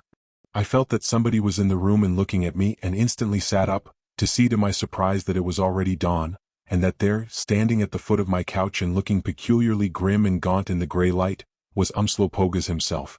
"How long hast thou been there?" I asked testily, for it is not pleasant to be aroused in such a fashion. "Mayhap the half of an hour, Macumazahn." "I have a word for thee." "Speak on," I said, now wide enough awake. "As I was bid, I went last night to the place of the White Queen and hid myself behind a pillar in the second anteroom, beyond which is the sleeping place of the Queen. Bhagwan Good was in the first anteroom alone, and outside the curtain of that room was a sentry, but I had a mind to see if I could pass in unseen, and I did, gliding behind them both. There I waited for many hours, when suddenly I perceived a dark figure coming secretly towards me. It was the figure of a woman, and in her hand she held a dagger. Behind that figure crept another unseen by the woman. It was Bhagwan following in her tracks. His shoes were off, and for so fat a man he followed very well. The woman passed me, and the starlight shone upon her face. Who was it? I asked impatiently. The face was the face of the Lady of the Night, and of a truth she is well named. I waited, and Bhagwan passed me also. Then I followed. So we went slowly and without a sound up the long chamber. First the woman, then Bhagwan, and then I, and the woman saw not Bhagwan, and Bhagwan saw not me. At last the Lady of the Night came to the curtains that shut off the sleeping place of the White Queen, and put out her left hand to part them. She passed through, and so did Bhagwan, and so did I. At the far end of the room is the bed of the Queen, and on it she lay very fast asleep. I could hear her breathe and see one white arm lying on the coverlid like a streak of snow on the dry grass. The Lady of the Night doubled herself thus, and with the long knife lifted crept towards the bed.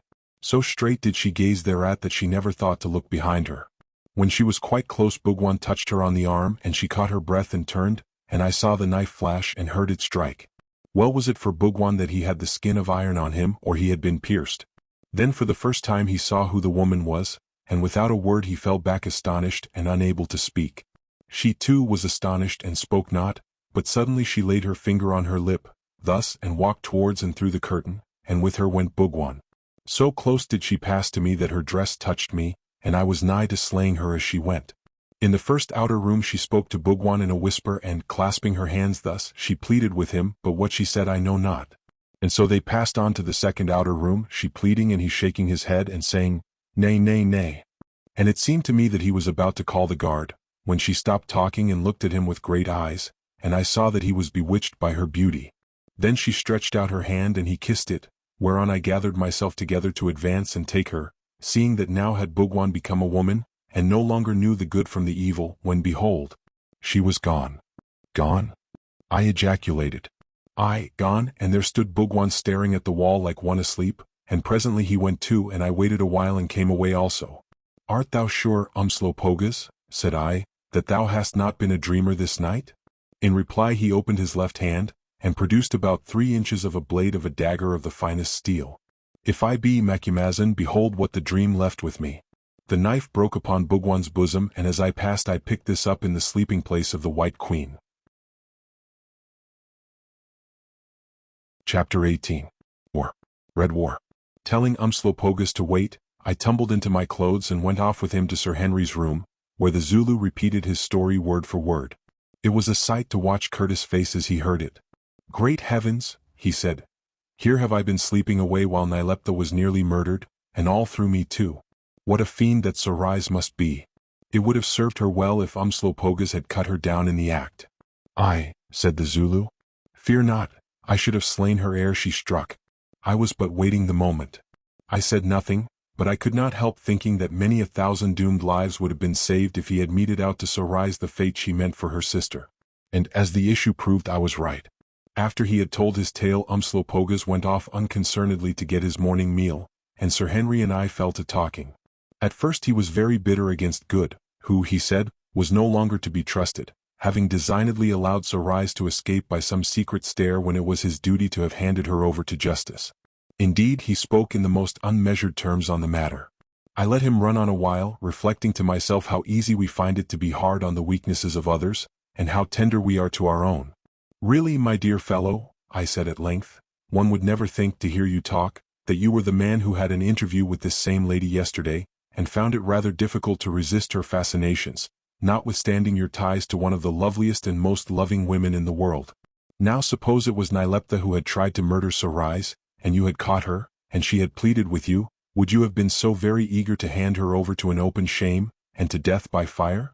Just look at the matter through Good's eyeglass for a minute before you denounce an old friend as a scoundrel. He listened to this jobation submissively, and then frankly acknowledged that he had spoken hardly. It is one of the best points in Sir Henry's character that he is always ready to admit it when he is in the wrong. But though I spoke up thus for Good, I was not blind to the fact that, however natural his behavior might be, it was obvious that he was being involved in a very awkward and disgraceful complication. A foul and wicked murder had been attempted, and he had let the murderess escape and thereby, among other things, allowed her to gain a complete ascendancy over himself. In fact, he was in a fair way to become her tool, and no more dreadful fate can befall a man than to become the tool of an unscrupulous woman, or indeed of any woman. There is but one end to it. When he is broken or has served her purpose, he is thrown away, turned out on the world to hunt for his lost self-respect. Whilst I was pondering thus and wondering what was to be done, for the whole subject was a thorny one, I suddenly heard a great clamor in the courtyard outside, and distinguished the voice of Umslopogaas and Alphonse, the former cursing furiously, and the latter yelling in terror. Hurrying out to see what was the matter, I was met by a ludicrous sight. The little Frenchman was running up the courtyard at an extraordinary speed, and after him sped Umslopogaas like a great greyhound. Just as I came out he caught him, and lifting him right off his legs, carried him some paces to a beautiful but very dense flowering shrub which bore a flower not unlike the gardenia, but was covered with short thorns. Next, despite his howls and struggles, he with one mighty thrust plunged poor Alphonse head first into the bush, so that nothing but the calves of his legs and heels remained in evidence. Then, satisfied with what he had done, the Zulu folded his arms and stood grimly contemplating the Frenchman's kicks, and listening to his yells, which were awful. "What art thou doing?" I said, running up. "Wouldst thou kill the man? Pull him out of the bush." With a savage grunt he obeyed, seizing the wretched Alphonse by the ankle, and with a jerk that must have nearly dislocated it, tearing him out of the heart of the shrub. Never did I see such a sight as he presented, his clothes half torn off his back, and bleeding as he was in every direction from the sharp thorns. There he lay and yelled and rolled, and there was no getting anything out of him. At last, however, he got up and, ensconcing himself behind me, cursed old Umslopogaas by every saint in the calendar, vowing by the blood of his heroic grandfather that he would poison him, and have his revenge. At last I got to the truth of the matter. It appeared that Alphonse habitually cooked Umslopogaas's porridge, which the latter ate for breakfast in the corner of the courtyard, just as he would have done at home in Zululand, from a gourd, and with a wooden spoon.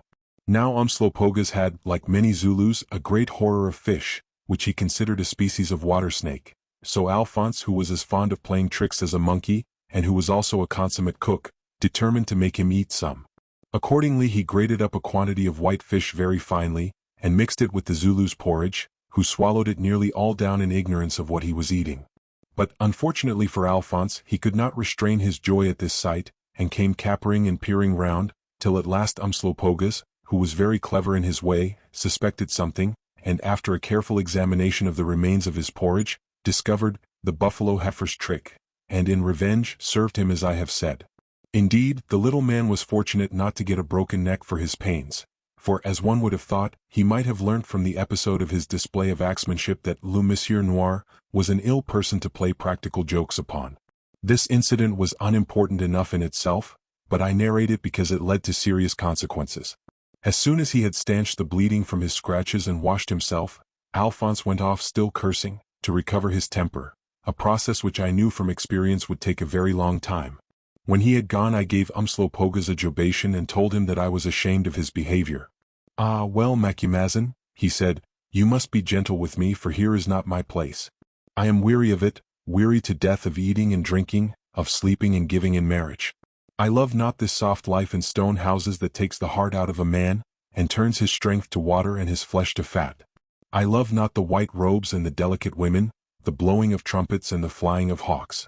When we fought the Maasai at the kraal yonder, then life was worth the living, but here is never a blow struck in anger, and I begin to think I shall go the way of my fathers in lifting Kosikas no more." And he held up the axe and gazed at it in sorrow. "Ah," I said, "that is thy complaint, is it? Thou hast the blood sickness, hast thou? And the woodpecker wants a tree. And at thy age too. Shame on thee. Umslopogaas." "Aye, Macumazahn, mine is a red trade, yet is it better and more honest than some. Better is it to slay a man in fair fight than to suck out his heart's blood in buying and selling and usury after your white fashion. Many a man have I slain, yet is there never a one that I should fear to look in the face again. Aye, many are there who once were friends, and whom I should be right glad to snuff with. But there. Thou hast thy ways and I mine, each to his own people and his own place. The high-veld ox will die in the fat bush country, and so is it with me, Macumazahn. I am rough, I know it, and when my blood is warm I know not what to do, but yet wilt thou be sorry when the night swallows me and I am utterly lost in blackness, For in thy heart thou lovest me, my father, Macumazahn the fox, though I be not but a broken-down Zulu war-dog, a chief for whom there is no room in his own kraal, an outcast and a wanderer in strange places. I love thee, Macumazahn, for we have grown grey together, and there is that between us that cannot be seen, and yet is too strong for breaking. And he took his snuff-box, which was made of an old brass cartridge, from the slit in his ear where he always carried it, and handed it to me for me to help myself. I took the pinch of snuff with some emotion. It was quite true, I was much attached to the bloodthirsty old ruffian. I do not know what was the charm of his character, but it had a charm. Perhaps it was its fierce honesty and directness. Perhaps one admired his almost superhuman skill and strength, or it may have been simply that he was so absolutely unique. Frankly, with all my experience of savages, I never knew a man quite like him. He was so wise and yet such a child with it all, and though it seems laughable to say so, like the hero of the Yankee parody, he had a tender heart. Anyway, I was very fond of him, though I should never have thought of telling him so. Old wolf, I said, thine is a strange love. Thou wouldst split me to the chin if I stood in thy path tomorrow. Thou speakest truth, Macumazahn, that would I if it came in the way of duty, but I should love thee all the same when the blow had gone fairly home. Is there any chance of some fighting here, Macumazahn? He went on in an insinuating voice. Methought that what I saw last night did show that the two great queens were vexed one with another. Else had the lady of the night not brought that dagger with her. I agreed with him that it showed that more or less pique and irritation existed between the ladies, and told him how things stood, and that they were quarreling over incubu. Ah, is it so? He exclaimed, springing up in delight. Then will there be war as surely as the rivers rise in the rains, war to the end. Women love the last blow as well as the last word, and when they fight for love they are pitiless as a wounded buffalo. See thou, Macumazahn, a woman will swim through blood to her desire, and think not of it. With these eyes have I seen it once and twice also. Ah, Macumazahn, we shall see this fine place of houses burning yet, and hear the battle cries come ringing up the street. After all, I have not wandered for nothing. Can this folk fight, think ye? Just then Sir Henry joined us, and Good arrived too from another direction, looking very pale and hollow-eyed. The moment Umslopogaas saw the latter he stopped his bloodthirsty talk and greeted him. Ah, Bougwan, he cried, greeting to thee, Inkoos. Thou art surely weary. Didst thou hunt too much yesterday? Then, without waiting for an answer, he went on. Listen, Bougwan, and I will tell thee a story. It is about a woman, therefore wilt thou hear it, is it not so? There was a man and he had a brother, and there was a woman who loved the man's brother and was beloved of the man. But the man's brother had a favorite wife and loved not the woman, and he made a mock of her. Then the woman, being very cunning and fierce-hearted for revenge, took counsel with herself and said to the man, I love thee, and if thou wilt make war upon thy brother I will marry thee. And he knew it was a lie, yet because of his great love of the woman, who was very fair, did he listen to her words and made war. And when many people had been killed his brother sent to him, saying, Why slayest thou me? What hurt have I done unto thee? From my youth up have I not loved thee? When thou wast little did I not nurture thee, and have we not gone down to war together and divided the cattle, girl by girl, ox by ox and cow by cow? Why slayest thou me, my brother, son of my own mother? Then the man's heart was heavy, and he knew that his path was evil, and he put aside the tempting of the woman and ceased to make war on his brother, and lived at peace in the same kraal with him. And after a time the woman came to him and said, I have lost the past, I will be thy wife. And in his heart he knew that it was a lie and that she thought the evil thing, yet because of his love did he take her to wife. And the very night that they were wed, when the man was plunged into a deep sleep, did the woman arise and take his axe from his hand and creep into the hut of his brother and slay him in his rest. Then did she slink back like a gorged lioness and place the thong of the red axe back upon his wrist and go her ways. And at the dawning the people came shouting, Louster is slain in the night. And they came unto the hut of the man, and there he lay asleep and by him was the red axe. Then did they remember the war and say, Lo! He hath of a surety slain his brother, and they would have taken and killed him, but he rose and fled swiftly, and as he fleeted by he slew the woman. But death could not wipe out the evil she had done, and on him rested the weight of all her sin. Therefore is he an outcast and his name a scorn among his own people, for on him and him only resteth the burden of her who betrayed. And therefore does he wander afar, without a kraal and without an ox or a wife, and therefore will he die afar like a stricken buck and his name be accursed from generation to generation, in that the people say that he slew his brother Lousta by treachery in the night time. The old Zulu paused, and I saw that he was deeply agitated by his own story. Presently he lifted his head, which he had bowed to his breast, and went on. I was the man, Bogwan. I was that man, and now hark thou. Even as I am, so wilt thou be, a tool, a plaything, an ox of burden to carry the evil deeds of another. Listen. When thou didst creep after the lady of the night, I was hard upon thy track. When she struck thee with the knife in the sleeping place of the White Queen, I was there also. When thou didst let her slip away like a snake in the stones, I saw thee, and I knew that she had bewitched thee, and that a true man had abandoned the truth, and he who aforetime loved a straight path had taken a crooked way. Forgive me, my father, if my words are sharp, but out of a full heart are they spoken. See her no more, so shalt thou go down with honor to the grave. Else because of the beauty of a woman that weareth as a garment of fur shalt thou be even as I am, and perchance with more cause. I have said. Throughout this long and eloquent address Good had been perfectly silent, but when the tale began to shape itself so aptly to his own case, he colored up, and when he learnt that what had passed between him and Sarais had been overseen, he was evidently much distressed. And now, when at last he spoke, it was in a tone of humility quite foreign to him. I must say, he said with a bitter little laugh, that I scarcely thought that I should live to be taught my duty by a Zulu, but it just shows what we can come to. I wonder if you fellows can understand how humiliated I feel, and the bitterest part of it is that I deserve it all. Of course I should have handed Sarais over to the guard, but I could not, and that is a fact. I let her go and I promised to say nothing, more is the shame to me. She told me that if I would side with her she would marry me and make me king of this country, but thank goodness I did find the heart to say that even to marry her I could not desert my friends. And now you can do what you like, I deserve it all. All I have to say is that I hope that you may never love a woman with all your heart and then be so sorely tempted of her. And he turned to go. Look here, old fellow, said Sir Henry, just stop a minute. I have a little tale to tell you too. And he went on to narrate what had taken place on the previous day between Sarais and himself. This was a finishing stroke to poor Good. It is not pleasant to any man to learn that he has been made a tool of, but when the circumstances are as peculiarly atrocious as in the present case, it is about as bitter a pill as anybody can be called on to swallow. Do you know, he said, I think that between you fellows have about work to cure, and he turned and walked away, and I for one felt very sorry for him. Ah, if the moths would always carefully avoid the candle, how few burnt wings there would be. That day was a court day, when the Queen sat in the great hall and received petitions, discussed laws, money grants, and so forth, and thither we adjourned shortly afterwards. On our way we were joined by Good, who was looking exceedingly depressed. When we got into the hall, Nyleptha was already on her throne and proceeding with business as usual, surrounded by counselors, courtiers, lawyers, priests, and an unusually strong guard. It was, however, easy to see from the air of excitement and expectation on the faces of everybody present that nobody was paying much attention to ordinary affairs, the fact being that the knowledge that civil war was imminent had now got abroad. We saluted Nyleptha and took our accustomed places, and for a little while things went on as usual, when suddenly the trumpets began to call outside the palace, and from the great crowd that was gathered there in anticipation of some unusual event there rose a roar of "Sarais! Sarais!" Then came the roll of many chariot wheels, and presently the great curtains at the end of the hall were drawn wide, and through them entered the Lady of the Night herself. Nor did she come alone.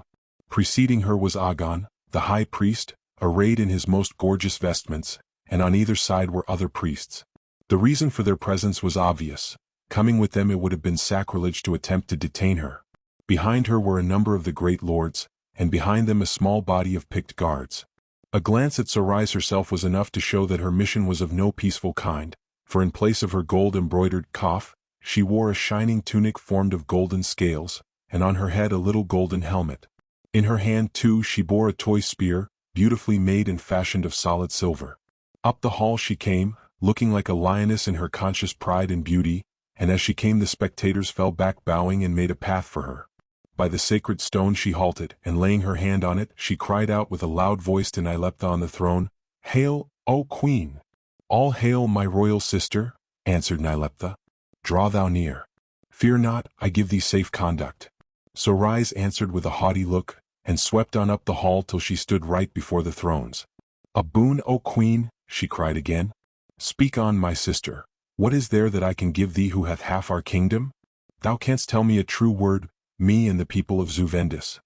Art thou, or art thou not, about to take this foreign wolf," and she pointed to Sir Henry with her toy spear, "to be a husband to thee and share thy bed and throne? Curtis winced at this and turning towards Sarais, said to her in a low voice, "Methinks that yesterday thou hadst other names than wolf to call me by, O Queen." And I saw her bite her lips as like a danger flag, the blood flamed red upon her face. As for Nyleptha, who is nothing if not original, she, seeing that the thing was out, and that there was nothing further to be gained by concealment, answered the question in a novel and effectual manner, inspired thereto, as I firmly believe, by coquetry and a desire to triumph over her rival. Up she rose and, descending from the throne, swept in all the glory of her royal grace on to where her lover stood. There she stopped and untwined the golden snake that was wound around her arm. Then she bade him kneel, and he dropped on one knee on the marble before her, and next, taking the golden snake with both her hands, she bent the pure soft metal round his neck, and when it was fast, deliberately kissed him on the brow and called him her dear lord. "Thou sayest," she said, when the excited murmur of the spectators had died away, addressing her sister as Sir Henry rose to his feet, "I have put my collar round the wolf's neck, and behold, he shall be my watchdog, and that is my answer to thee, Queen Sarais, my sister, and to those with thee. Fear not," she went on, smiling sweetly on her lover, and pointing to the golden snake she had twined round his massive throat, "if my yoke be heavy, yet is it of pure gold, and it shall not gall thee." Then, turning to the audience, she continued in a clear proud tone, "I, lady of the night, lords, priests, and people here gathered together, by this sign do I take the foreigner to husband, even here in the face of you all. What, am I a queen, and yet not free to choose the man whom I will love? Then should I be lower than the meanest girl in all my provinces. Nay, he hath won my heart, and with it goes my hand and throne and all I have. Ay, had he been a beggar instead of a great lord, fairer and stronger than any here, and having more wisdom and knowledge of strange things, I had given him all, how much more so being what he is." And she took his hand and gazed proudly on him, and holding it, stood there boldly facing the people.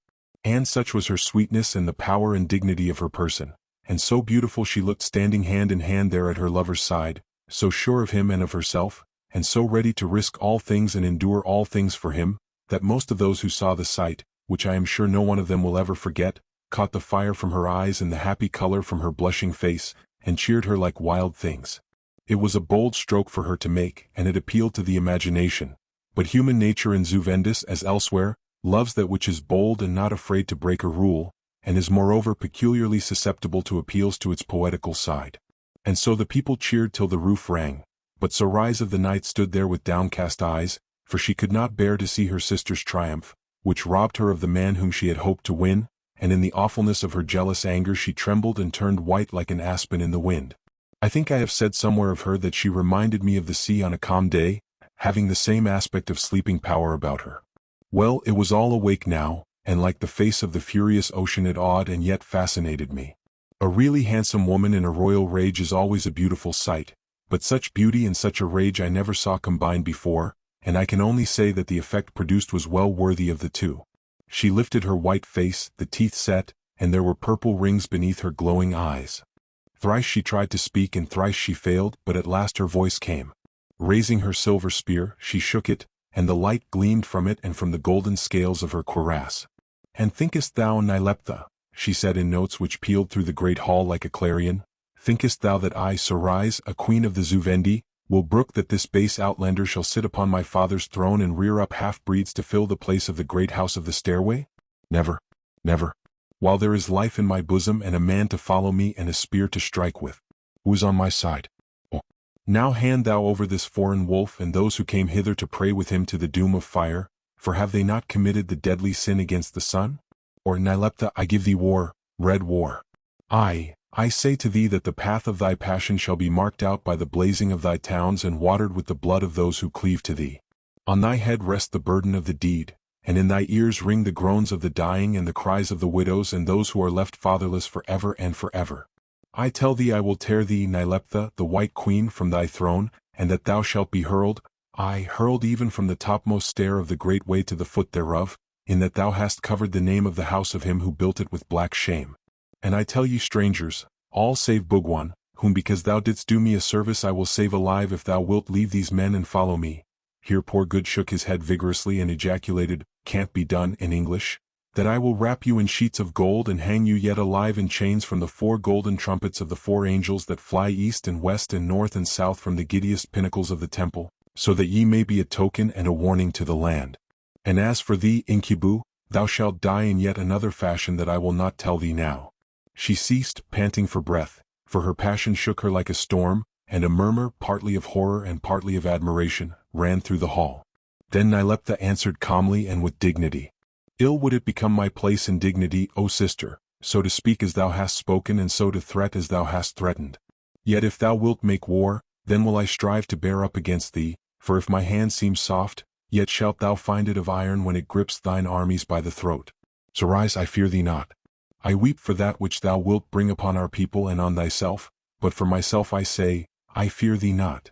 Yet thou, who but yesterday didst strive to win my lover and my lord from me, whom today thou dost call a foreign wolf, to be thy lover and thy lord," here there was an immense sensation in the hall, "thou who but last night, as I have learnt but since thou didst enter here, didst creep like a snake into my sleeping place, aye, even by a secret way, and wouldst have foully murdered me, thy sister, as I lay asleep."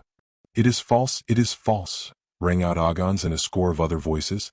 "It is not false," said I, producing the broken point of the dagger and holding it up. "Where is the haft from which this flew, O Sorais?" "It is not false," cried Good, determined at last to act like a loyal man.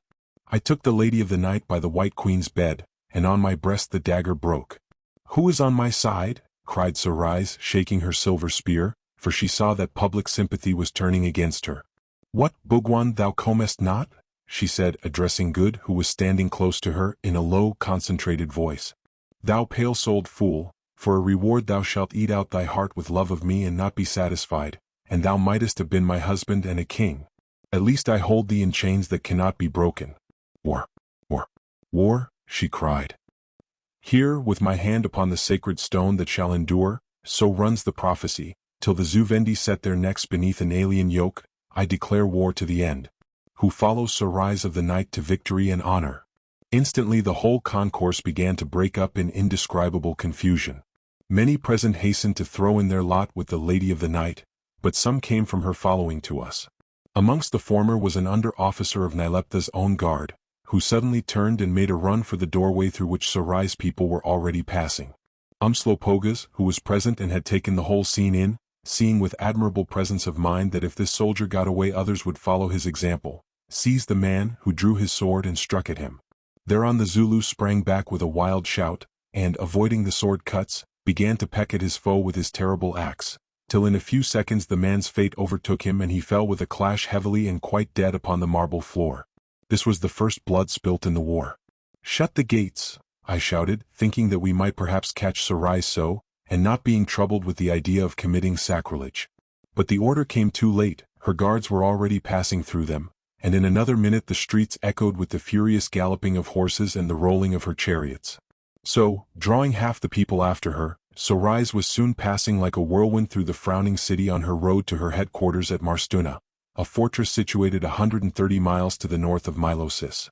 And after that the city was alive with the endless tramp of regiments and preparations for the gathering war, and old Umslopogaas once more began to sit in the sunshine and go through a show of sharpening Inkosikasa's razor edge.